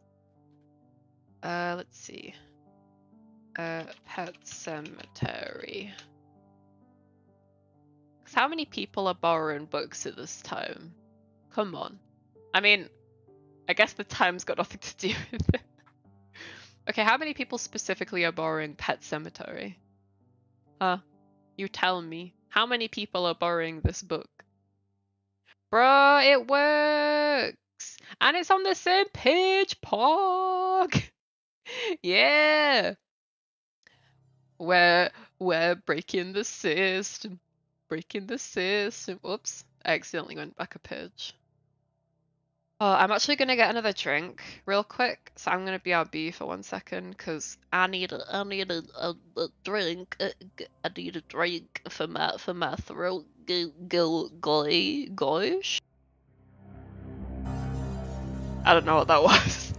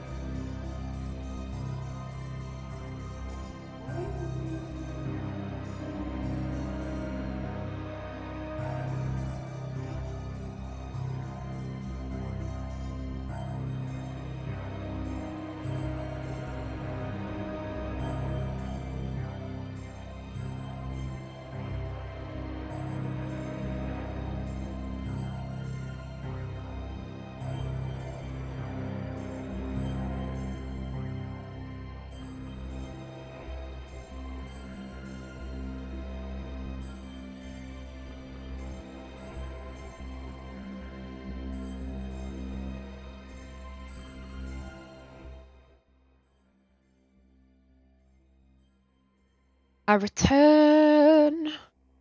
I return. Indeed. I'm enjoying this. I don't remember the last time I enjoyed reading a book. I don't know what it is. Maybe I've just been reading the wrong genre this whole time. Because you'll know how much I love horror, but like, I don't really read a lot of horror books. When I was a kid, I read a lot of Goosebump books. Goosebump books are my jam. But then as I grew up, I read like different stuff, and then I just kind of like went off it. But maybe I just need to read more horror, you know? Right. Where were we? So, so they traded Norma Crandall's deep dish apple pie for Rachel's beef stroganoff. Norma was taken with both of the Creed children, particularly with Ellie. Oh yeah, she broke explosive when okay, we've read this part, never mind. The first day of kindergarten arrived. Lewis, who felt pretty well in control of the infirmary and the medical support facilities now, took the day off. Besides, the infirmary was currently dead empty. The last patient, a summer student who had broken her leg on the student union steps, had been discharged a week before. He stood on the lawn beside Rachel with Gage in his arms, as the big yellow bus made the turn from Middle Drive and lumbered to a stop in front of their house. The doors at the front folded open. The babble and squawk of many children drifted out on the mild September air. Ellie cast a strange, vulnerable glance back over her shoulder, as if to ask them if there might not yet be time to abort this inevitable process, and perhaps what she saw on the faces of her parents convinced her that the time was gone and everything which would follow the first day was simply inevitable. Like the progress of Norma Crandall's arthritis. Don't compare a child going to school with arthritis, bro. I feel like that's not appropriate. Let's see. She turned away from them and mounted the steps of the bus. The doors folded shut with a gasp of dragon's breath. The bus pulled away. Rachel burst into tears. "Don't, for Christ's sake," Lewis said. He wasn't crying, only damn near. It's only half a day. Bro, don't be so, what's the word? Don't be so apathetic. Half a day is bad enough, Rachel answered in a scolding voice and began to cry harder. Lewis held her, and Gage slipped an arm comfortably around each parent's neck. When Rachel cried, Gage usually cried too, but not this time. He has us to himself, Lewis thought, and he damn well knows it. They waited with some trepidation for Ellie to return, drinking too much coffee, speculating on how it was going for her. Lewis went out into the back room that was going to be his study, and messed about idly, moving papers from one place to another, but not doing much else. Rachel began lunch absurdly early. When the phone rang at 10:15, Rachel raced for it and answered with a breathless, "Hello!" Like the Terminator running to the phone. "Hello?" Before it could ring a second time. Lewis stood in the doorway between his office and the kitchen.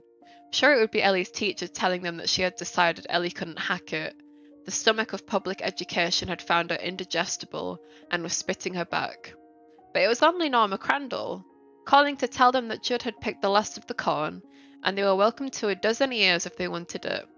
Lewis went over with a shopping bag and scolded Judd for not letting him pack it. Let's see. Most of it ain't worth a tin of shit anyway. Judd said. "You'll kindly spare that talk while I'm around," Norma said. She came out on the porch with iced tea. I should do like an old lady voice for Norma. "You'll kindly spare that talk while I'm around," Norma said. She came out on the porch with iced tea on an antique Coca-Cola tray. "Sorry, my love." "He ain't sorry a bit," No.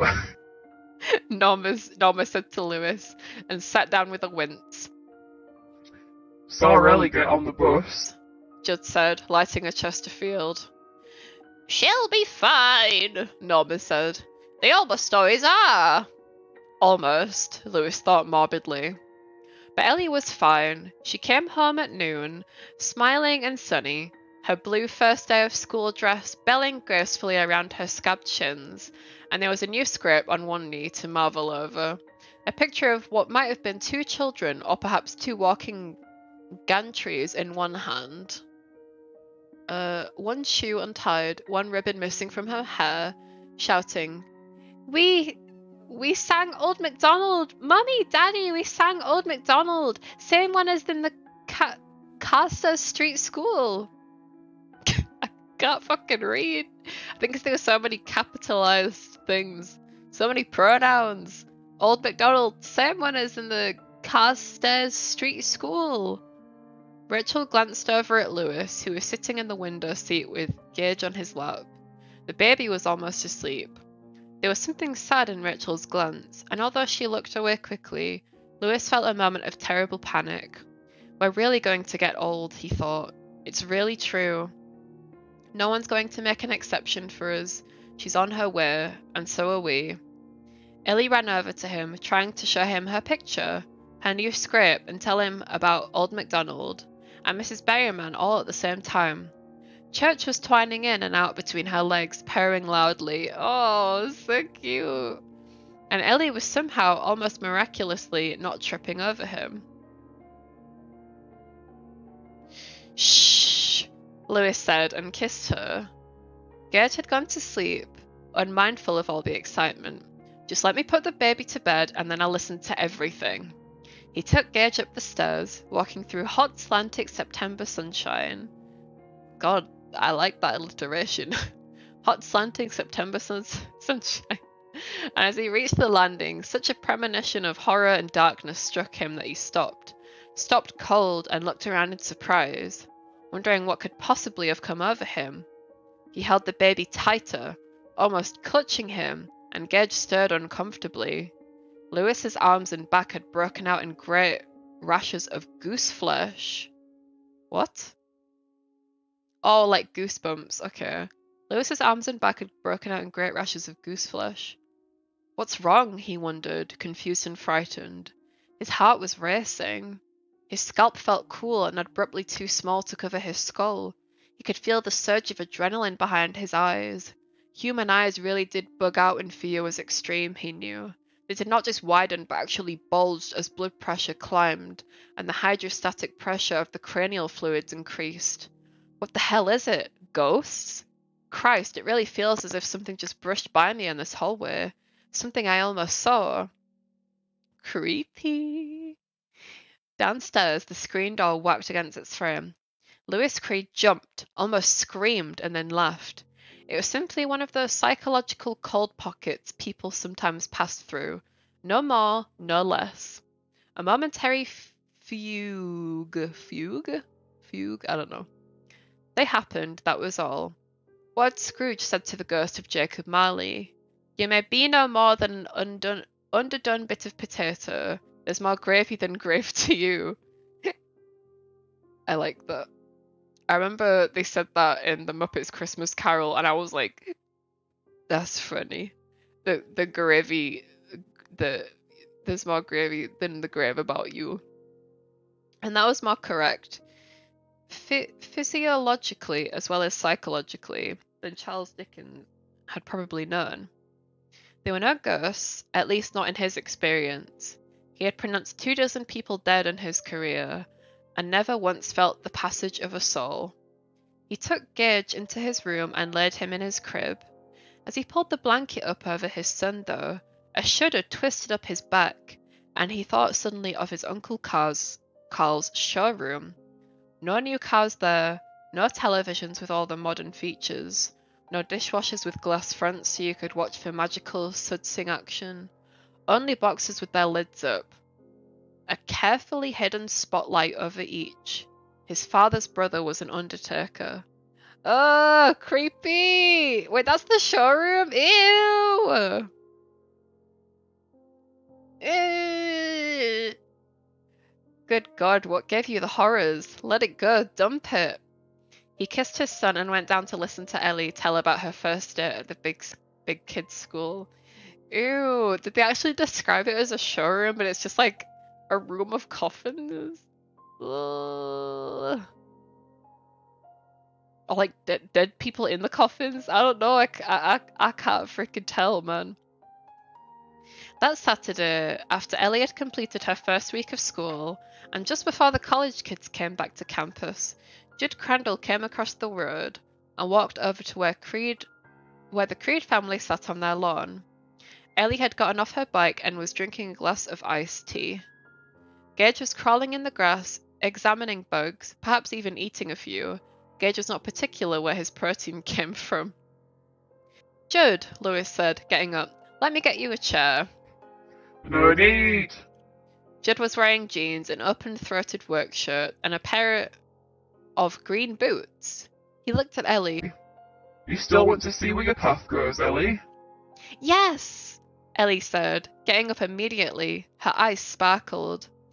George Book at school told me it was the pet cemetery, and I told Mummy that she said to wait for you because you knew where it was. I do too. Judd said. If it's okay with you folks, we'll take us a stroll up there. You'll want a pair of boots, though. Ground's a bit squishy in places. Ew! No, don't. Is that like, is that animals or is that just mud? Or I wouldn't take a kid there. What the fuck? Ellie rushed into the house. Judd looked after her with amused affection. Maybe you'd like to come too, Lewis. I would, Lewis said. He looked at Rachel. You want to come, honey? What about Gage? I thought it was a mile. I'll put him in the jerry pack. Oh god, this music is distracting. What about this one? Yeah, this one's fine. Okay.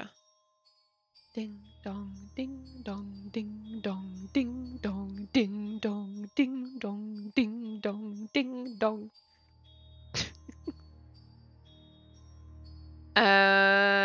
What about Gage? I thought it was a mile.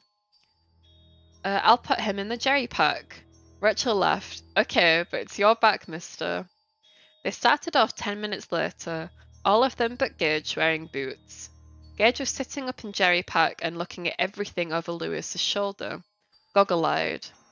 Ellie ranged ahead constantly, chasing butterflies and picking flowers. The grass in the backfield was almost waist high, and now there was goldenrod, that lit summer gossip which comes to tattle on autumn every year. But there was no autumn in the air. There was no autumn in the air today. Today the sun was still all August, although calendar August was almost 2 weeks gone. By the time they had reached the top of the first hill, walking strung out along the mountain path. I thought that said moth path. That sounds kind of... I wouldn't want to walk down a path and there's just moths flying at me. Walking strung out along the mown path, there were big patches of sweat under Lewis's arms. Judd paused. At first, Lewis thought it might be because the old man was winded. Then he saw the view that had opened out behind them. Pretty up here, Judd said, putting a piece of timothy grass between his teeth. Sorry, I need to sneeze again.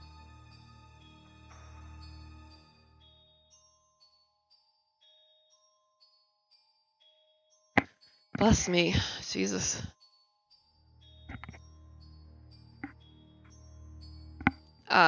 Reading is sneezy work. Alright, where were we?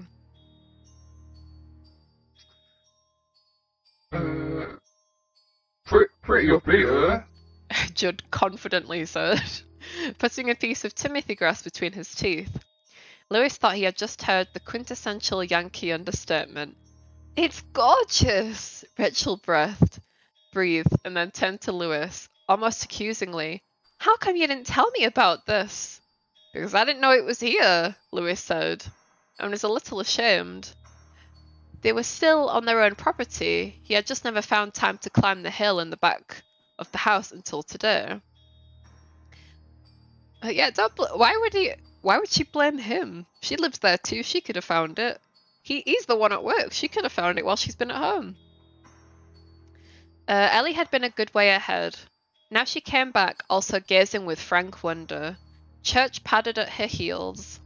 Oh, so they're bringing the cat with them. Okay. I'd be worried about bringing a cat to a pet cemetery. I feel like that would kind of scare the cat, like the smells and things. The hill was not a high one, but it did not need to be. To the east, heavy woods blocked any view, but looking this way, west, The land fell away in a golden and dirty-lit summer dream. Everything was still, hazed, silent. There was not even an Orinco tanker on the highway to break the quiet. It was the river valley they were looking into, of course. The Penobscot, the what? the Penobscot, where loggers had once floated their timber from the northeast down to Bangor and Derry. Oh, Derry!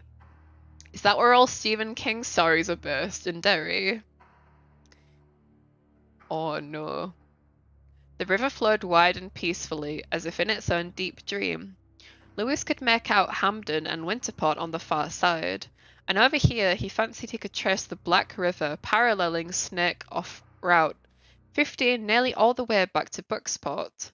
They looked over the river, its lush hem of trees, the roads, the fields. The spire of the North Ludlow Baptist Church poked through one canopy of old elms, and to the right he could see the square brick sturdiness of Ellie's school. Overhead, white clouds moved slowly toward the horizon, the colour of faded denim, and everywhere were the late summer fields, used up at the end of the cycle, dormant but not dead, an incredible tawny colour. Gorgeous is the right word, Lewis said finally. They used to call it Prospect Hill back in the old days, Judd said. He put a cigarette in the corner of his mouth but did not light it. There's a few that still do, but now that younger people have moved into town, it's mostly been forgot. I don't think there's very many people that even come up here. It don't look like you could see much because the hill's not very high, but you can see... He gestured with one hand and fell silent.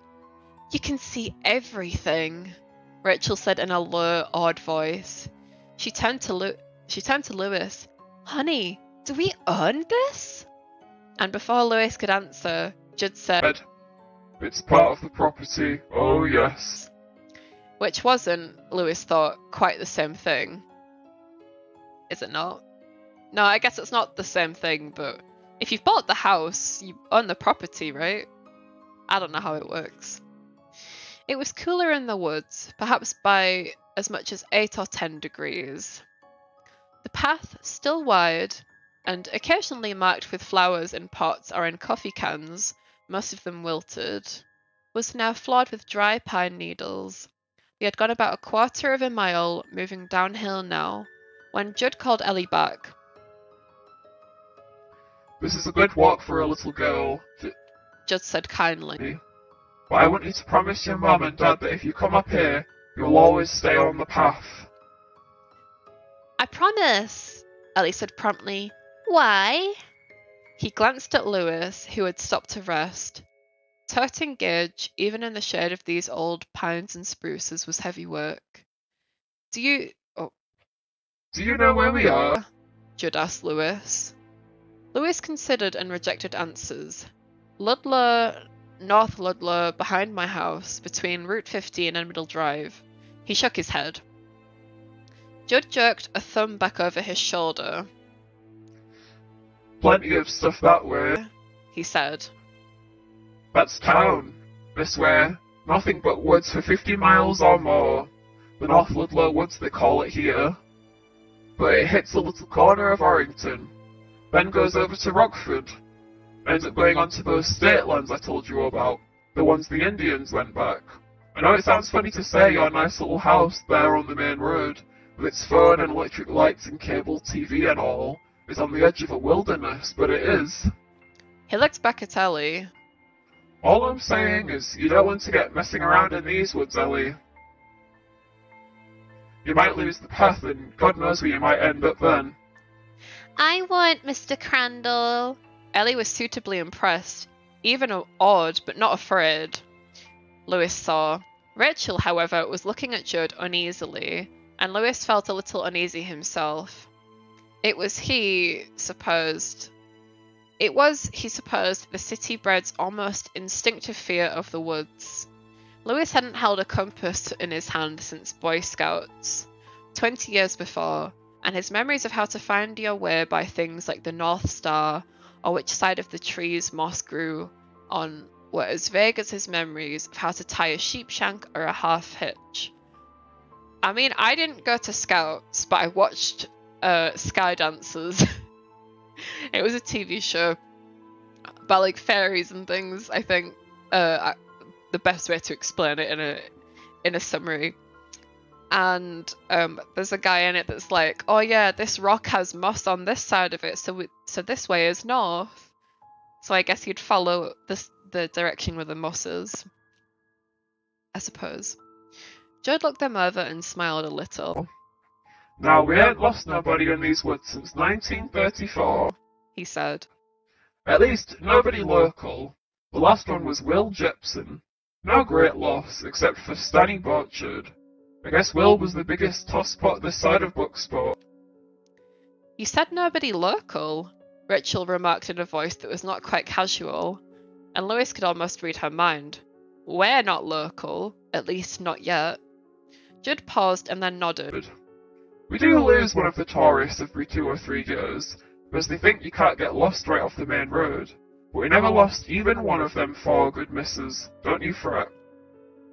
Are there moose? Rachel asked apprehensively, and Lois smiled. If Rachel wanted to fret... If Rachel wanted to fret, she would jolly well fret. Well, you might see a moose, Judd said. But he wouldn't give you any trouble, Rachel. During mating season they get a little irritated, but otherwise they do no more than look. The only people they take after out of their rutting time... rutting? Out of their rutting time are people from Massachusetts. I don't know why that's so, but it is. Rutting time! Ew, that's a gross way of putting it. Let's see. Lois thought the man was joking, but could not be sure. Judd looked utterly serious. I've seen it time and time again. Some fella from Saugus or Milton or Weston up a tree, yelling about a herd of moose, every time one of them as big as a motorhome.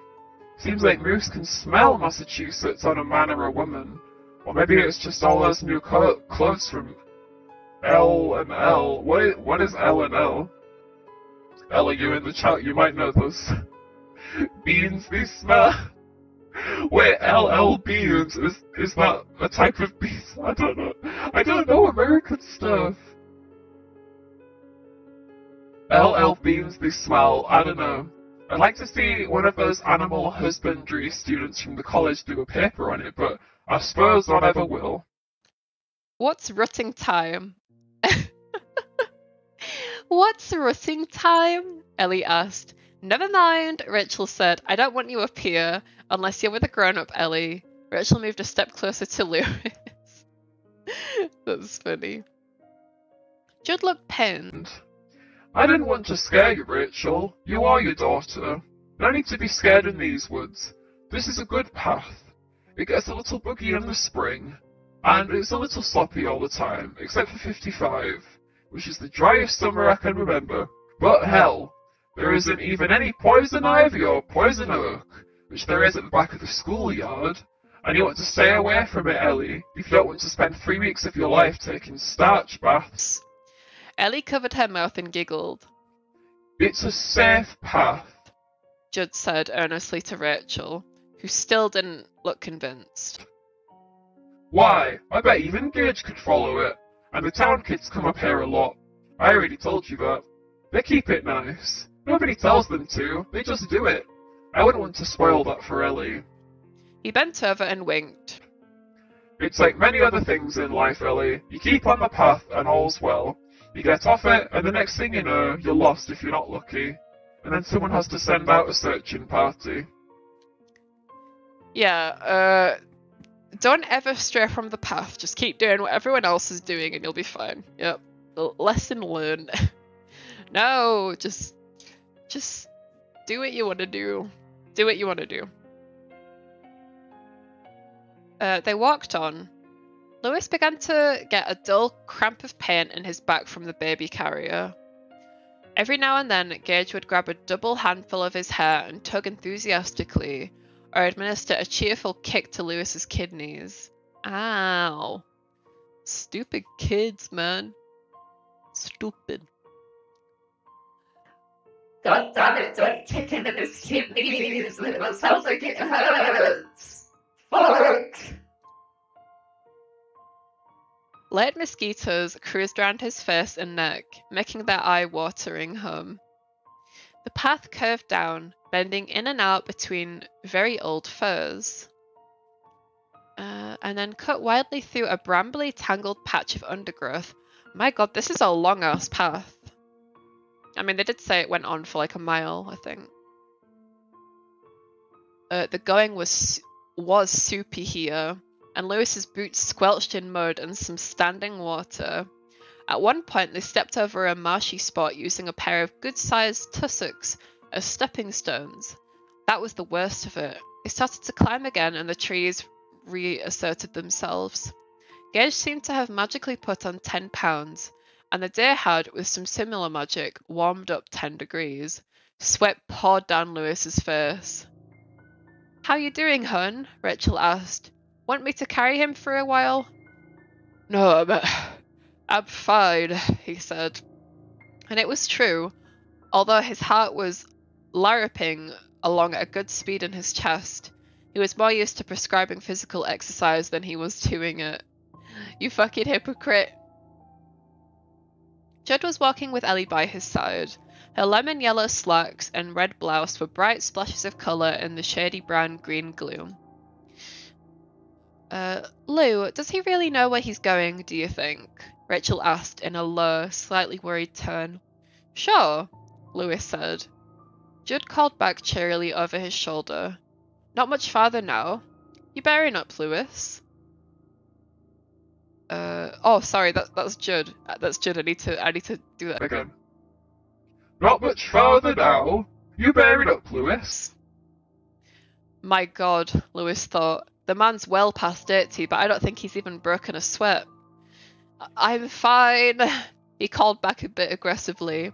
Pride probably would have led him to say the same thing, even if he had felt the onset of a coronary. He grinned, hitched the straps of the jerry back up a bit, and went on. They topped the second hill, and then the path sloped through a head-high swatch of bushes and tangled underbrush.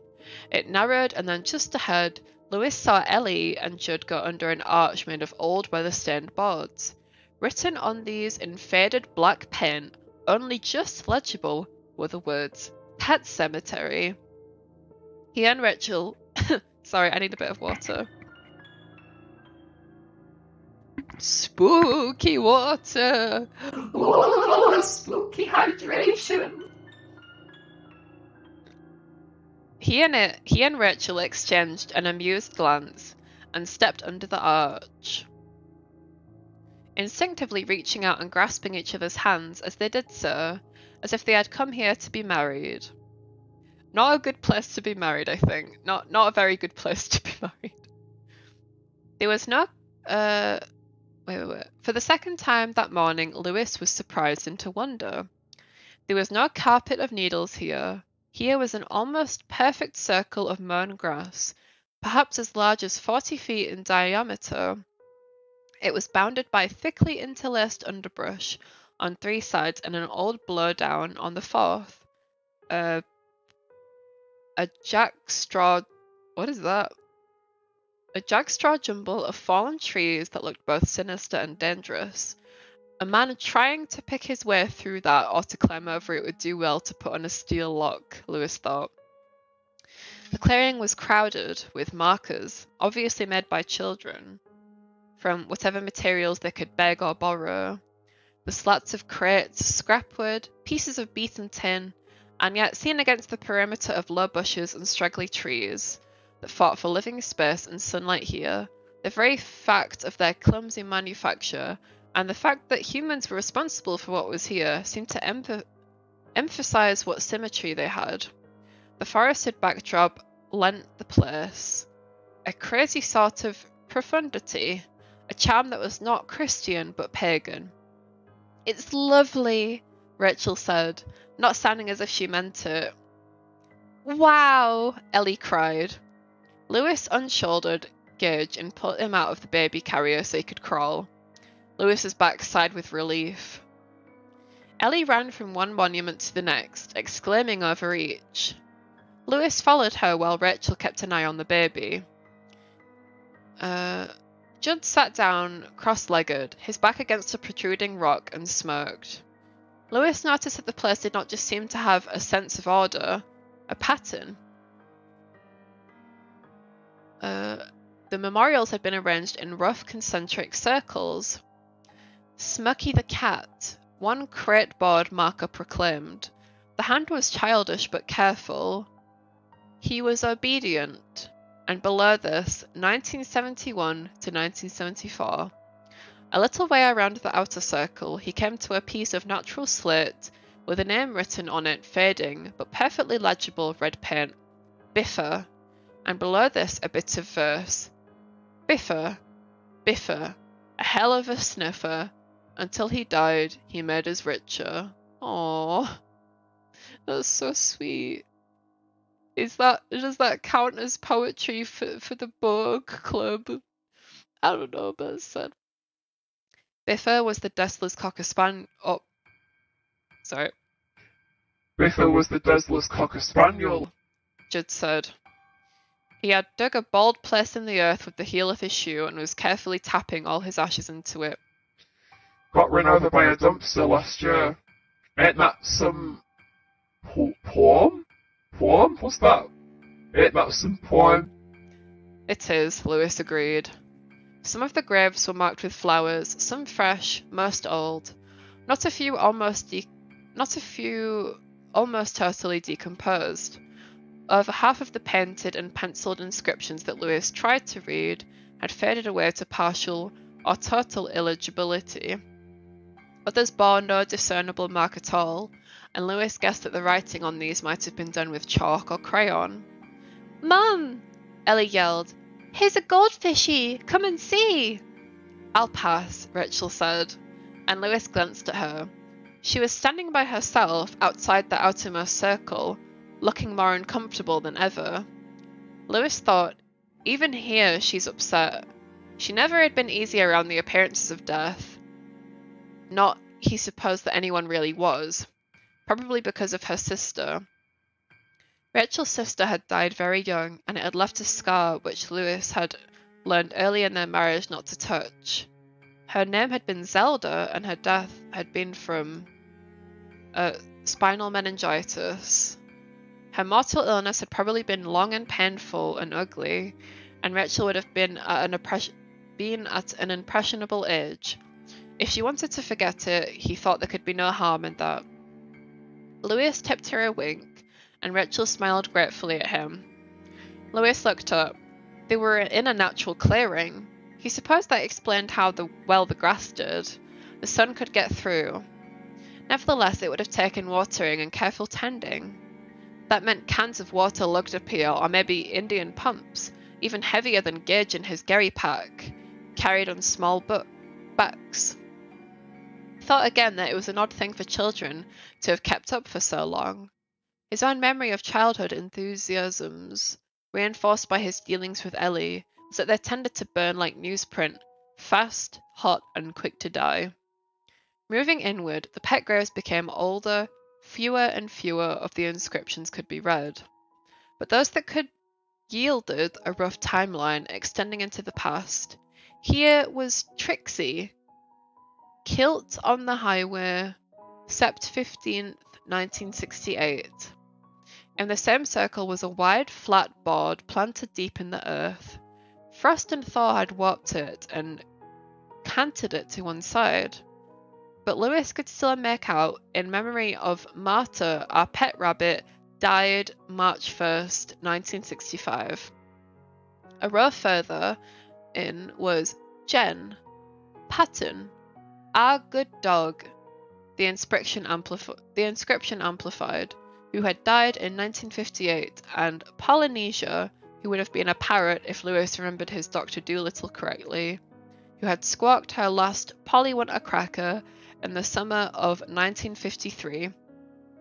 There was nothing readable in the next two rows, and then, still a long way from the centre, chiselled roughly on a piece of sandstone, was Hannah, the best dog that ever lived, 1929-1939. Although sandstone was relatively soft, as a result of the inscription, was now little more than a ghost. Lewis found it hard to conceive of the hours some child must have spent impressing those 9 words on the stone. The commitment of love and grief seemed to have him staggering. This was something parents did not even do for their own parents or for their children if they died young. Boy, this does... Oh. Boy, this does go back some. Wait, that wasn't Judd saying it. I'm getting confused. Boy, this does go back some, he said to Judd, who had strolled over to join him. Judd nodded. Come here, Lewis. I want to show you something. They walked to a row only 3 back from the centre. Here the circular pattern, perceived as an almost haphazard coincidence in the outer rows, was very evident. Judd stopped before a small piece of slate that had fallen over. Kneeling carefully, the old man set it up again. Used to be words here, Judd said. I chiselled them myself, but it's worn away now. I buried my first dog here, Spot. He died of old age in 1914, the year the Great War began. Bemused by the thought that here was a graveyard that went further back than many graveyards for people, Lewis walked toward the centre and examined several of the markers. None of them were readable, and most had been almost reclaimed by the forest floor. Sorry, I'm going to lower down the background music a little bit. Just because I'm worried it's a bit distracting. The grass had almost entirely overgrown one, and when he set it back up, there was a small tearing, protesting sound from the earth. Blind beetles scurried over the section he had exposed. He felt a small chill and thought, Boot Hill for animals. I'm not sure I really like it. Wait, what is this? The grass had almost entirely overgrown one. When he set it back up, there was a small tearing. I don't know. Oh, when he set the thing back up. Okay. He felt a small chill and thought, Boot Hill for animals. I'm not sure I really like it. How far do these go back? Sorry, I don't know, Judd said, putting his hands deep in his pockets. Bless was here when Spot died, of course. I had a whole gang of friends in those days. They helped me dig the hole for Spot. Digging here ain't that easy, either. Ground's awful stony, you know. Hard to turn. And I helped them sometimes. He pointed here and there with a horny finger. That there was Pete Laversier's dog, if I remember right, and there's three of Albion Grotley's barn cats buried right in a row there.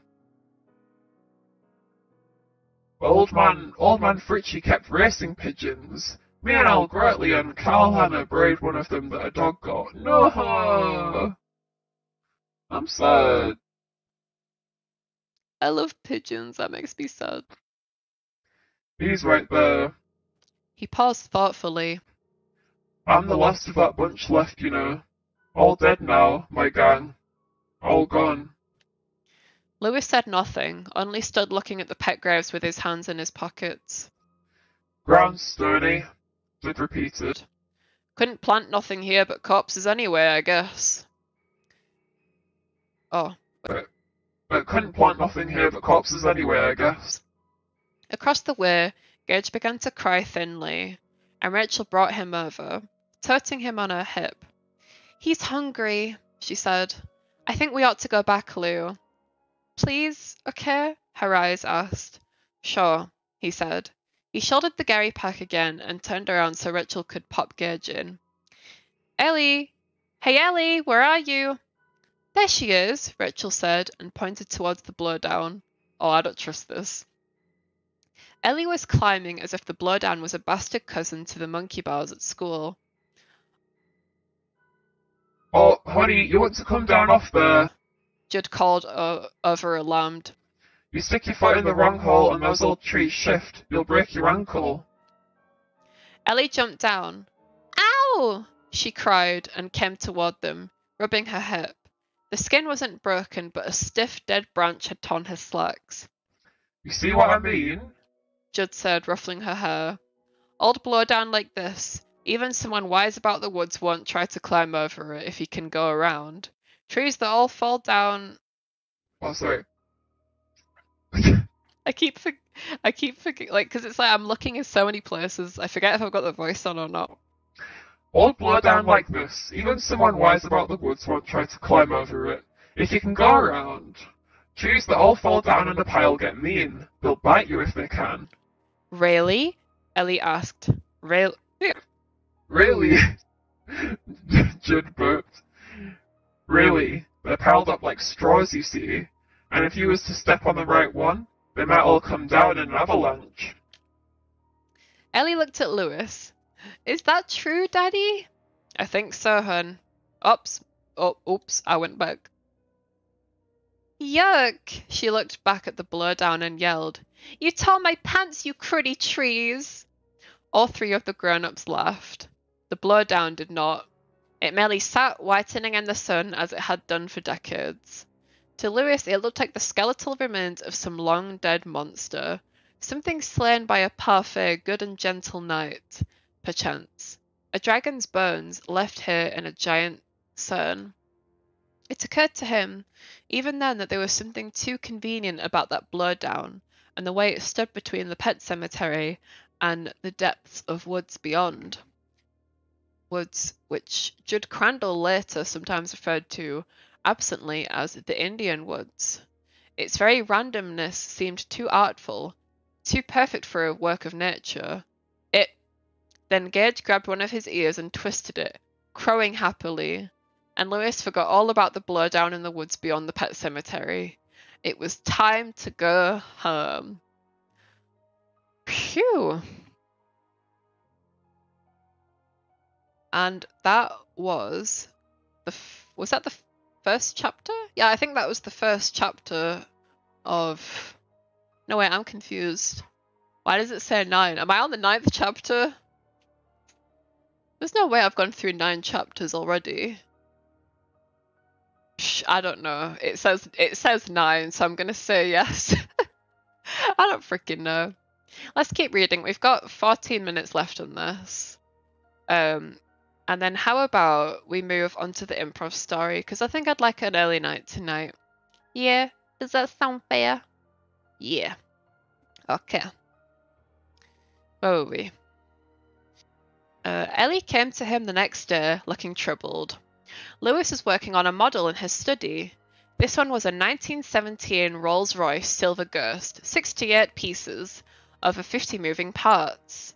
It was nearly done, and he could almost imagine the liveried chauffeur, direct descendant of 18th and 19th century English coachmen, sitting imperially behind the wheel. He had been model crazy since his 10th year. He had begun with a World War I Spad that his Uncle Carl had bought him, had worked his way through most of the Revell aeroplanes, and had moved on to bigger and better things in his teens and 20s. There had been a boats and bottles phase and a war machines phase, and even a phase in which he had built guns so realistic it was hard to believe they wouldn't fire when you pulled the trigger. Colts and Winchesters and Luigi's. Colts and Winchesters and Lugers.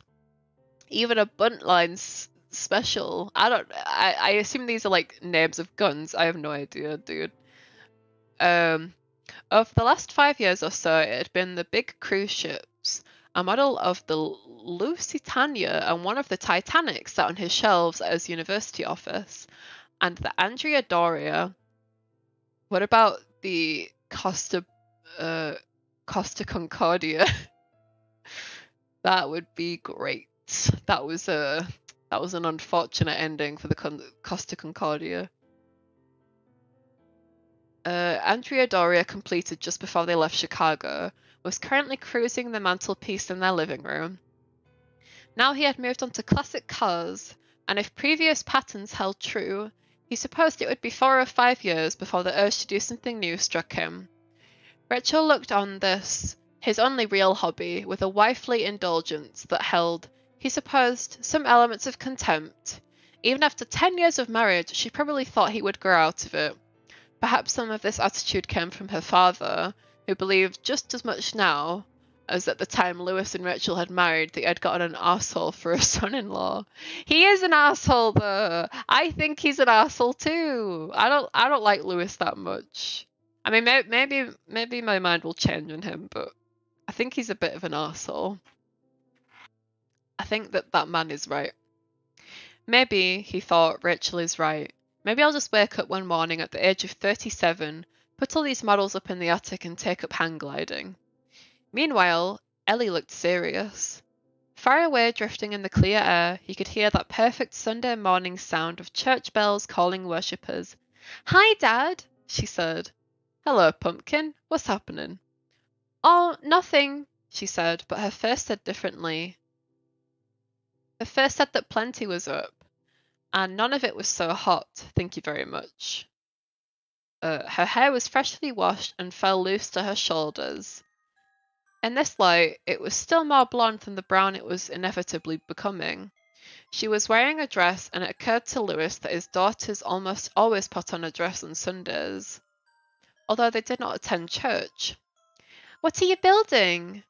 Carefully gluing on a mudguard, he told her.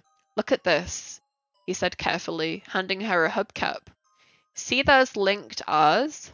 That's a nice detail, huh? If we fly back to Chi-Town for Thanksgiving, we can get on an L1011. You look out the jet engines, and you'll see those same R's." "Hubcap, big deal," she handed it back. "Please," he said, "if you own a Rolls Royce, you call that a wheel covering. If you're rich enough to own a Rolls, you can strut a little. When I make my second million, I'm going to buy myself one." "The second million? Goddamn! Where's the first million? I assume he spent the first million on this house. I don't know. "I'm going to buy myself one. Rolls Royce Corniche. Then when Gage gets car sick, he can throw up onto real leather. And just by the way, Ellie, what's on your mind?" But it didn't work that way with Ellie. You didn't ask things right out. She was wary of giving too much herself away. It was a trait Lewis admired. "Are we rich, Daddy?" "No," he said, "but we're not going to starve either. Michael Burns at school says all doctors are rich." "Well, you tell Michael Burns at school that lots of doctors get rich, but it takes 20 years, and you don't get rich running a university infirmary. You get rich being a specialist, a gynecologist, or an orthopedist or a neurologist. They get rich quicker. For utility infielders like me, it takes longer." "Then why don't you be a specialist, Daddy?" Lewis thought of his models again, and of the way he had one day just not wanted to build any more warplanes, the way he had likewise gotten tired of tiger tanks and gun emplacements, the way he had come to leave, almost overnight, it seemed in retrospect, that building boats in bottles was pretty dumb. And then he thought of what it would be like to spend your whole life inspecting children's feet for hammer toe or putting on the thin latex gloves so you could grope along some woman's vaginal canal with one educated finger feeling for bumps or lesions. Ew, that's nasty. Ew. I'm sorry, it's not nasty, it's natural. I'm silly. I'm a silly Billy. "I just wouldn't like it," he said. Church came into the office, paused, inspected the situation with his bright green eyes. He leapt silently onto the windowsill and appeared to go to sleep. Ellie glanced at him and frowned, which struck Lewis as exceedingly odd. Usually Ellie looked at Church with an expression of love so sappy it was almost painful. She began to walk around the office, looking at various models, and in a voice that was nearly casual, she said, "Boy, there were a lot of graves up in the pet cemetery, weren't they?" "Ah, here's the nub," Lewis thought, but did not look around. After examining his instructions, he began putting the carriage lamps on the rolls. "There were," he said. "Better than 100, I'd say." "Daddy, why don't pets live as long as people?" "Well, some animals do live about as long," he said, "and some live much longer.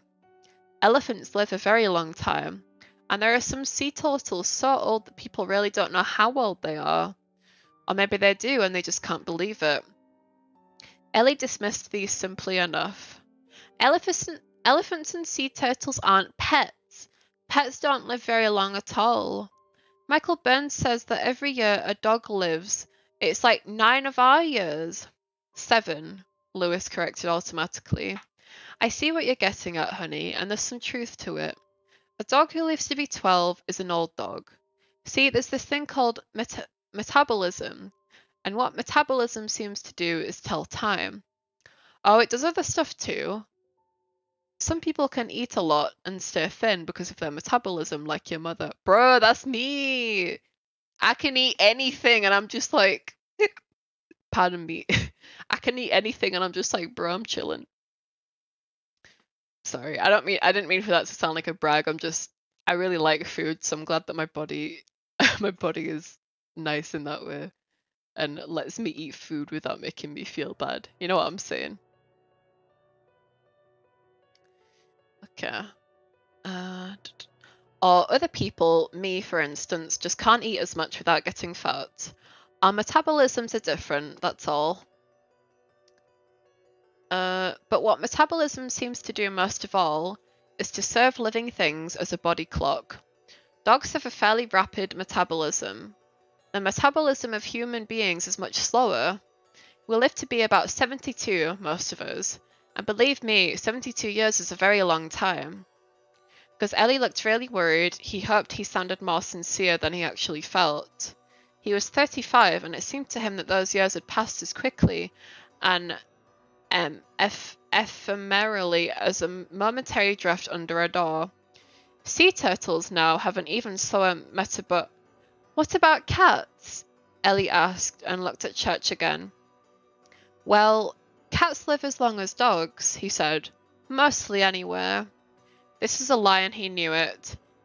Cats lived violent lives and often died bloody deaths. Oh, I don't like this. Often died bloody deaths. Always just below the usual range of human sight. Here was Church, dozing in the sun, or appearing to. Church, who slept peacefully on his daughter's bed every night. Church, who had been so cute as a kitten, all tangled up in a ball of string. And yet Lewis had seen him stalk a bird with a broken wing, his green eyes sparkling with curiosity, and, yes, Lewis would have sworn it, cold delight. He rarely killed what he stalked, but there had been one notable exception, a large rat, probably caught in the alley between their apartment house and the next. Church had really put the blocks to that baby. It had been so bloody and gore-flecked that Rachel, then in her 6th month with Gage, had to run to the bathroom and vomit. Violent lives, violent deaths. A dog got them and ripped them open instead of just chasing them like the bumbling, easily fooled dogs in the TV cartoons. Or another Tom got them, or a poisoned bait, or a passing car. Cats are the gangsters of the animal world, living outside the law and often dying there. There are a great many of them who never grew old by the fire. But those were maybe not things to tell your 5-year-old daughter, who was for the first time examining the facts of death. I mean, he said, Church is only 3 now, and you're 5. He might still be alive when you're 15, a sophomore in high school, and that's a long time away. It doesn't seem long to me, Ellie said, and now her voice trembled. Not long at all. Lewis gave up the pretense of working on his model and gestured for her to come. She sat in his lap, and he was once again struck by her beauty, which was emphasized now by her emotional upset. She was dark-skinned, almost Levantine. Tony Benton, one of the doctors he had worked with, was in Chicago, used to call her the Indian princess. Honey, he said, if it was up to me, I'd let Church live to be 100, but I don't make the rules. Who does? She asked, and then with infinite scorn. God, I suppose. She said, God, I suppose. Lewis stifled the urge to laugh. It was too serious. God or somebody, he said. Clocks run down. That's all I know. There are no guarantees, babe. I don't want church to be like all those dead pets, she burst out, suddenly tearful and furious. I don't want church to ever be dead. He's my cat. He's not God's cat. Let God have his own cat. Let God have all the damn old cats he wants and kill them all. Church is mine. Jesus Christ. That is a weird statement. There were footsteps across the kitchen and Rachel looked in, startled. Ellie was now weeping against Lewis's chest. The horror had been articulated. It was out. Its face had been drawn and could be regarded. Now, even if it could not be changed, it could at least be wept over. Ellie, he said, rocking her. Ellie, Church isn't dead. He's right over there, sleeping. But he could be, she wept. He could be any time. He held her and rocked her, believing, rightly or wrongly, that Ellie wept for the right intractability of death, its imperviousness to argument or to a little girl's tears, that she wept over its cruel unpredictability, and that she wept because of the human being's wonderful, deadly ability to translate symbols into conclusions that were either fine and noble or blackly terrifying. If all those animals had died and be buried, then Church could die any time. Right, gamers. I know that's kind of a depressing place to end it. But, you know, it's kind of a depressing book. But I've been enjoying it, not gonna lie. Like, again, I don't read like at all, but I've really enjoyed this, and we've read, how much have we read? Like 20 odd pages? Pet Sematary. I can't spell cemetery because they spell it weird. I assume they spell it weird because it's kids that wrote it. How many pages have we read? Like 36! Oh shit. We've read 36 pages. That is very cool. I'm still so chuffed about this online library. I love it. Because when I was looking for books, I was like thinking about what books to use for this. I was like, I don't know what to do because there is a book that I was thinking of getting. It's like a book of old poems I used to read when I was a kid. I was thinking of getting that for the stream. But then I was like, I want to see if there's like a way I can read books online, like a library kind of thing. And I fucking found it. It's like an actual library, y'all. So good. But yeah, that was fun. I hope you guys enjoyed the book club. But I guess it's not over yet. Because, guys, this is the part of the stream where we do an improv story. Improv story time. Improv story time. So if you are new, or you've been here before, I get those confused. If you are new, or you've been here before, this is the part of the stream where I do a spooky improv story. Pardon me. And what that is, pardon me, man. Basically, what that is I ask the chat for a word or a sentence. It can be literally anything. And I turn that into an improv story. Hell yeah, I do. Hell yeah, I do. And obviously, if no one can think of anything, that's perfectly fine. I know it's a bit of an overwhelming thing to be like, hey chat, hey lurkers that just want to chill and listen to stories and people talk. Talk in the chat. I don't want to force anyone to talk if you're feeling chill and cozy. So if anyone has any ideas, feel free to jet them into the chat. Again, it can just be like a random word or a sentence, anything. Like we've had words like bat hide, witch, grandma and the soup. We had one recently that was kind of funny. You saw the last one was called Mole. I actually quite liked that one, actually. I think the story was about the main character was turning into a mole, and then he became like the Underminer from The Incredibles. I can't remember, but nonetheless, I will look up a random word generator so that if no one can think of anything, that's perfectly fine. I will look at a word. Prison. Oh. And the rain sounds fitted perfectly with that, so I think that's a sign we should go with prison. I don't think we've done a prison-related story before. Ooh, prison. Spooky, scary prison. Yeah. Right, let me just get my sound effects ready. Oh, there's the lightning one. Is this sound effects like I use more than one? Maybe I should open a new sound effect. Like, what are the sound effects are spooky? What's a ghost sound effect? Like, if I type in ghost, what sound does it give me? I'm using like the most bootleg sound effect. Ghost voice.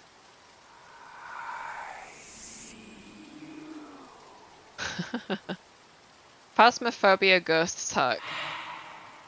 Oh, I like that. Right, they stole that from The Grudge. Fuck them. Ghost Twinkle. Twinkle, twinkle, assholes. I like that, that's funny. Okay, I don't know if this is gonna work. Let's just stick with the lightning effect for now, and if I feel like it's applicable, I'll put in a different effect. Okay. Guys. Oh, wait, actually, I need to move the fireplace back to the normal place before I start. Okay. Guys, this is the part of the stream where I do my spooky improv story, and this prompt is the randomly generated word prison. Hope you guys enjoy. Thank you very much. Once upon a time, there was a little boy called Terry.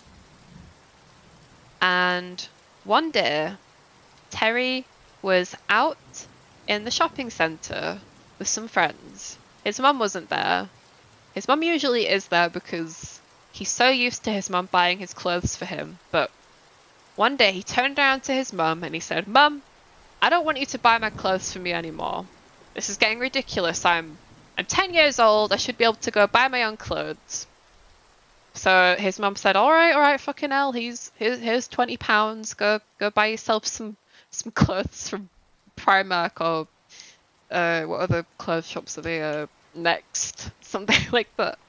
So he went with a few of his friends to the shopping centre.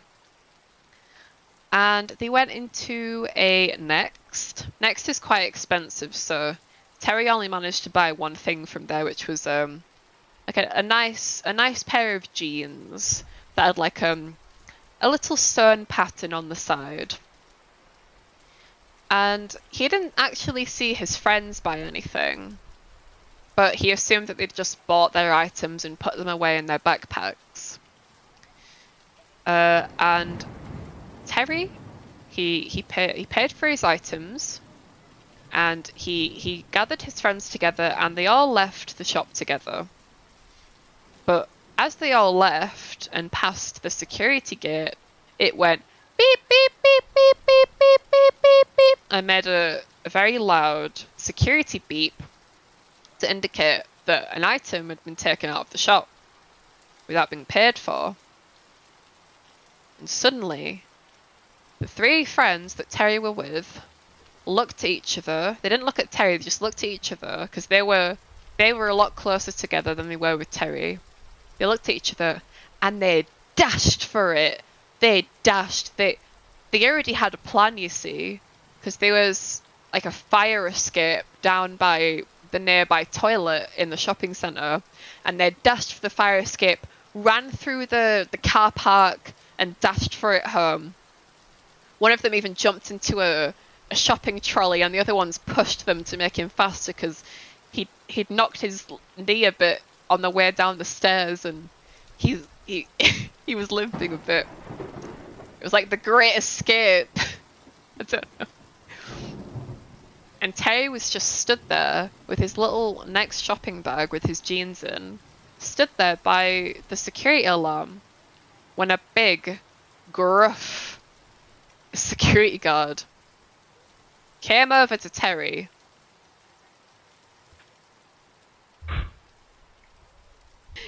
Came over to Terry and said, Hello. What we have here then? Some stealing? No, I wasn't stealing any. No. Well, that's not what the sounds are telling me, Jürgen. Come here, come with me. But I didn't. I was with friends. Come here with me. And Terry objected multiple times, obviously, because he hadn't done anything wrong. And the security guard took Terry to the back office with the cameras. And the security guard said, Alright. Show me these friends that are with you. and Terry said, yeah, look, I'll show you on the security cameras. And they looked at the security cameras, and it saw, like, you could see the footage where Terry was leaving the shop. But weirdly, Terry was all by himself the entire time. What? I don't understand. My friends were there with me. They stole items. I bought this pair of jeans. Look, I have the receipt. Terry realised he didn't actually have a receipt for the jeans. And the cashier who helped Terry buy the jeans, or like ran up the jeans for him to buy, had actually just ended their shift. So there wasn't anyone that could back up Terry's claims other than Terry himself. Look, Terry. How did you know my name? Terry said. Well, you've got a badge on your chest that says Terry. Oh, okay. that makes sense. Terry said. Look, Terry, it's not for me to go prodding around, but I think you may have imagined these friends. No, please, we're best friends. We see each other all the time at school. Please don't get me in trouble. Well, I'll let you go this time just because I think you've been having a rough day, but I'm gonna need to take those jeans back. Okay, alright. And Terry went to go give the jeans back with his right hand to the security guard. And then suddenly, his left hand grabbed Terry's wrist and was pulling Terry's right wrist back.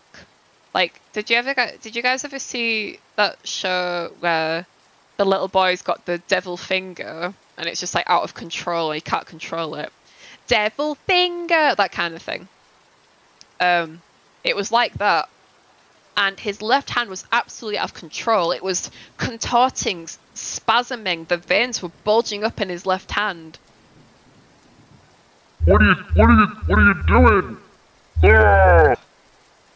Suddenly, Terry had smacked the security guard across the face with such power that the security guard flew through the wall.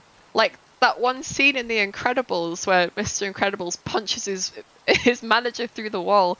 And why do I keep referencing The Incredibles in my improv stories? Terry even looked through the hole and said, uh-oh. And all of a sudden, 5 security guards came, storming, rushing at Terry, and they rugby dived all on top of him, so they couldn't do anything. But even then, Terry's left arm was going crazy, throwing around the security guards like mad. How is this kid so strong? Ah! Said one security guard.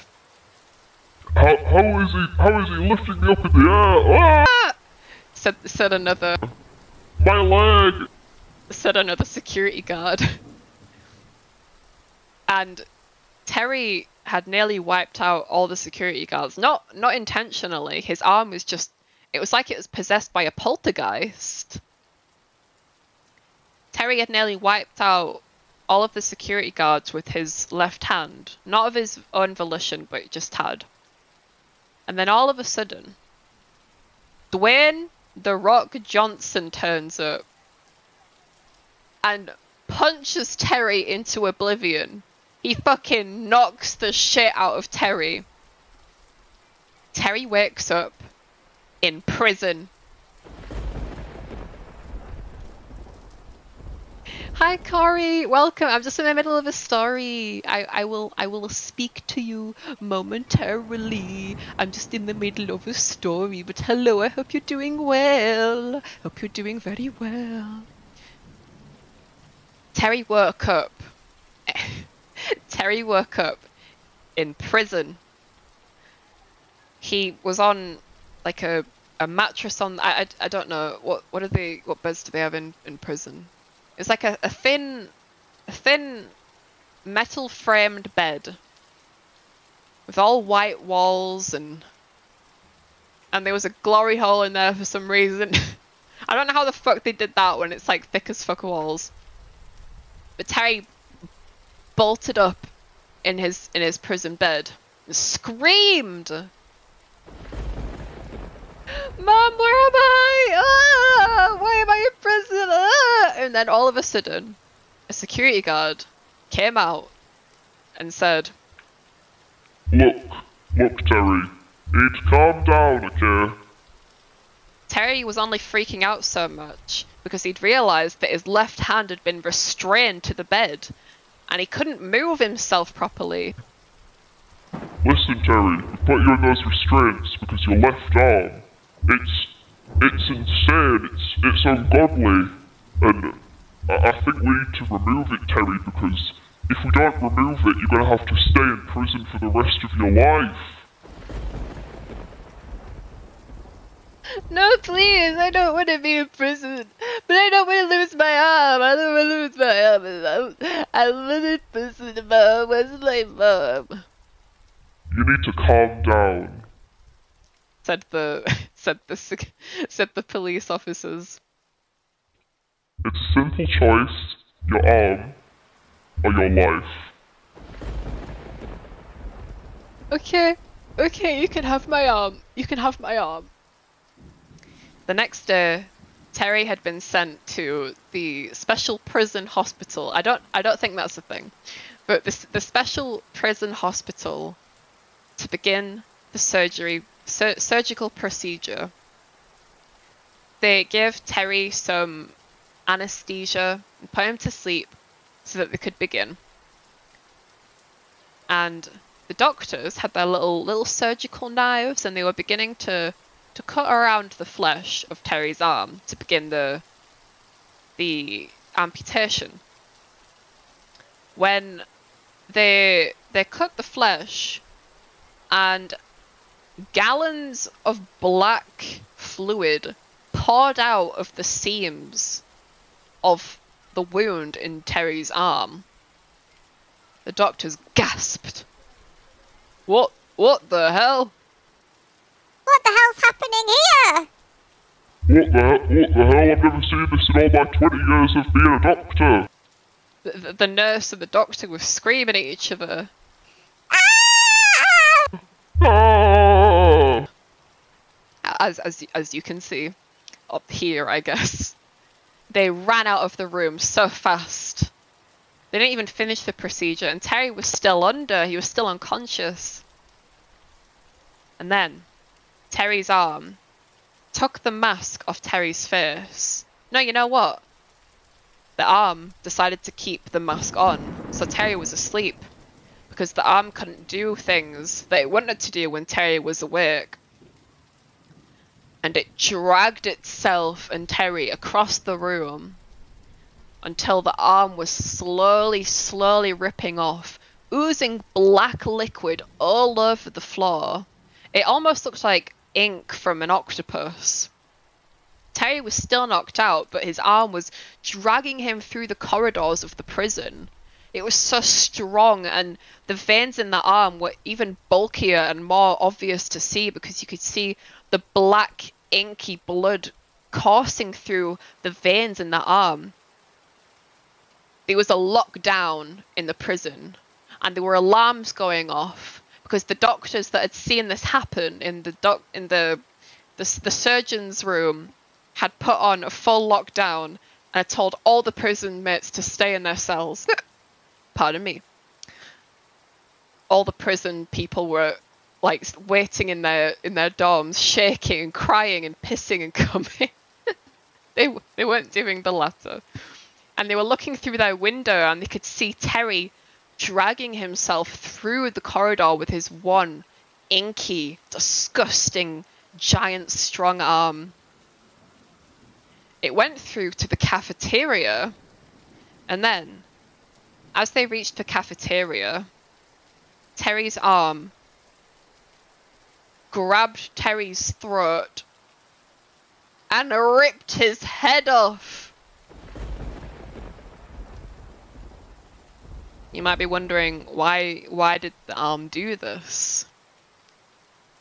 Well, you see, the arm went back to one of the cells where the other prison mates were, and it scouted the doors for the strongest looking prison mate it could see.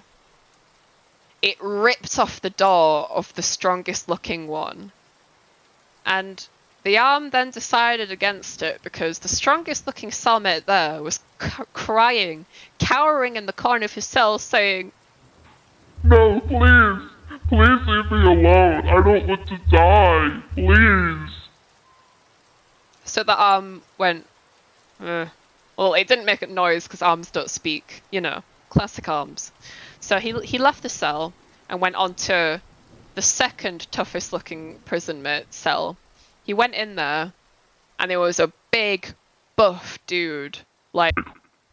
What the fuck are you gonna do? You're just an arm. I've got 2 arms. Come on, let's go.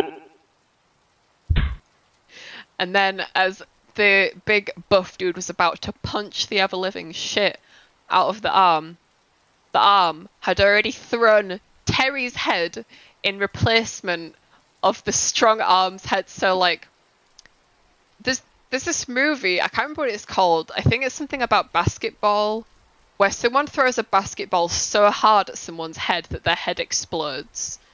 And that's kind of what happens in this scene, is Terry's terrifyingly strong monster arm throws Terry's decapitated head at his head, and it replaces the heads. Doesn't explode, it just replaces it miraculously. And the big buff dude's head rolls on the floor towards the arm, and the arm grabs the head and pops it on the neck of Terry's body. One by one, the arm went through every prison bunker, every prison cell in the building, replacing every part of Terry's body to make it as efficient and strong and impeccable as possible. MI5 or FBI? The FBI had been called because this was... I don't even know how to describe this situation.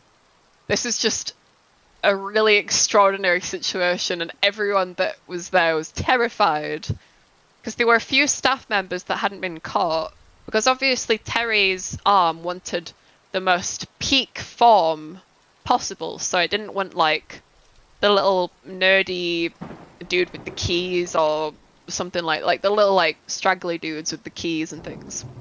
So they were left behind, but they were calling for help, and the FBI fucking turned up, and it was fucking sick, bro. You should have seen it. It was like the Terminator. Like Terry's Terry fucking straddled up. I mean, can you even call it Terry anymore? Because the only remnants of Terry in that body were just his big, venomous, strong, bulking, inky arm. But every other part of Terry was like a pick and mix concoction of every other person in that place that was stronger, buffer, better than Terry. It was insane. And the FBI waddled up with their big fucking machine guns. And it was fucking sick, bro. They were pelting bullets left and right. They were machetes swinging and everything. Fucking katanas, bro, and ninja stars. I'm not even joking. Like, I've told y'all that these are real stories. And Terry was, quote unquote, Terry was just dipping, diving, dodging every bullet he could see. He like caught one of the bullets in between two fingers and just threw it back at the FBI. And then Terry, quote unquote Terry, he fucking ran out of the police, out of the prison, and he ran all the way back to that shopping centre. Everyone is giving him weird looks, obviously, because he's like some big fucking Frankenstein's monster creature walking into the shopping centre. And you wanna know where he stops?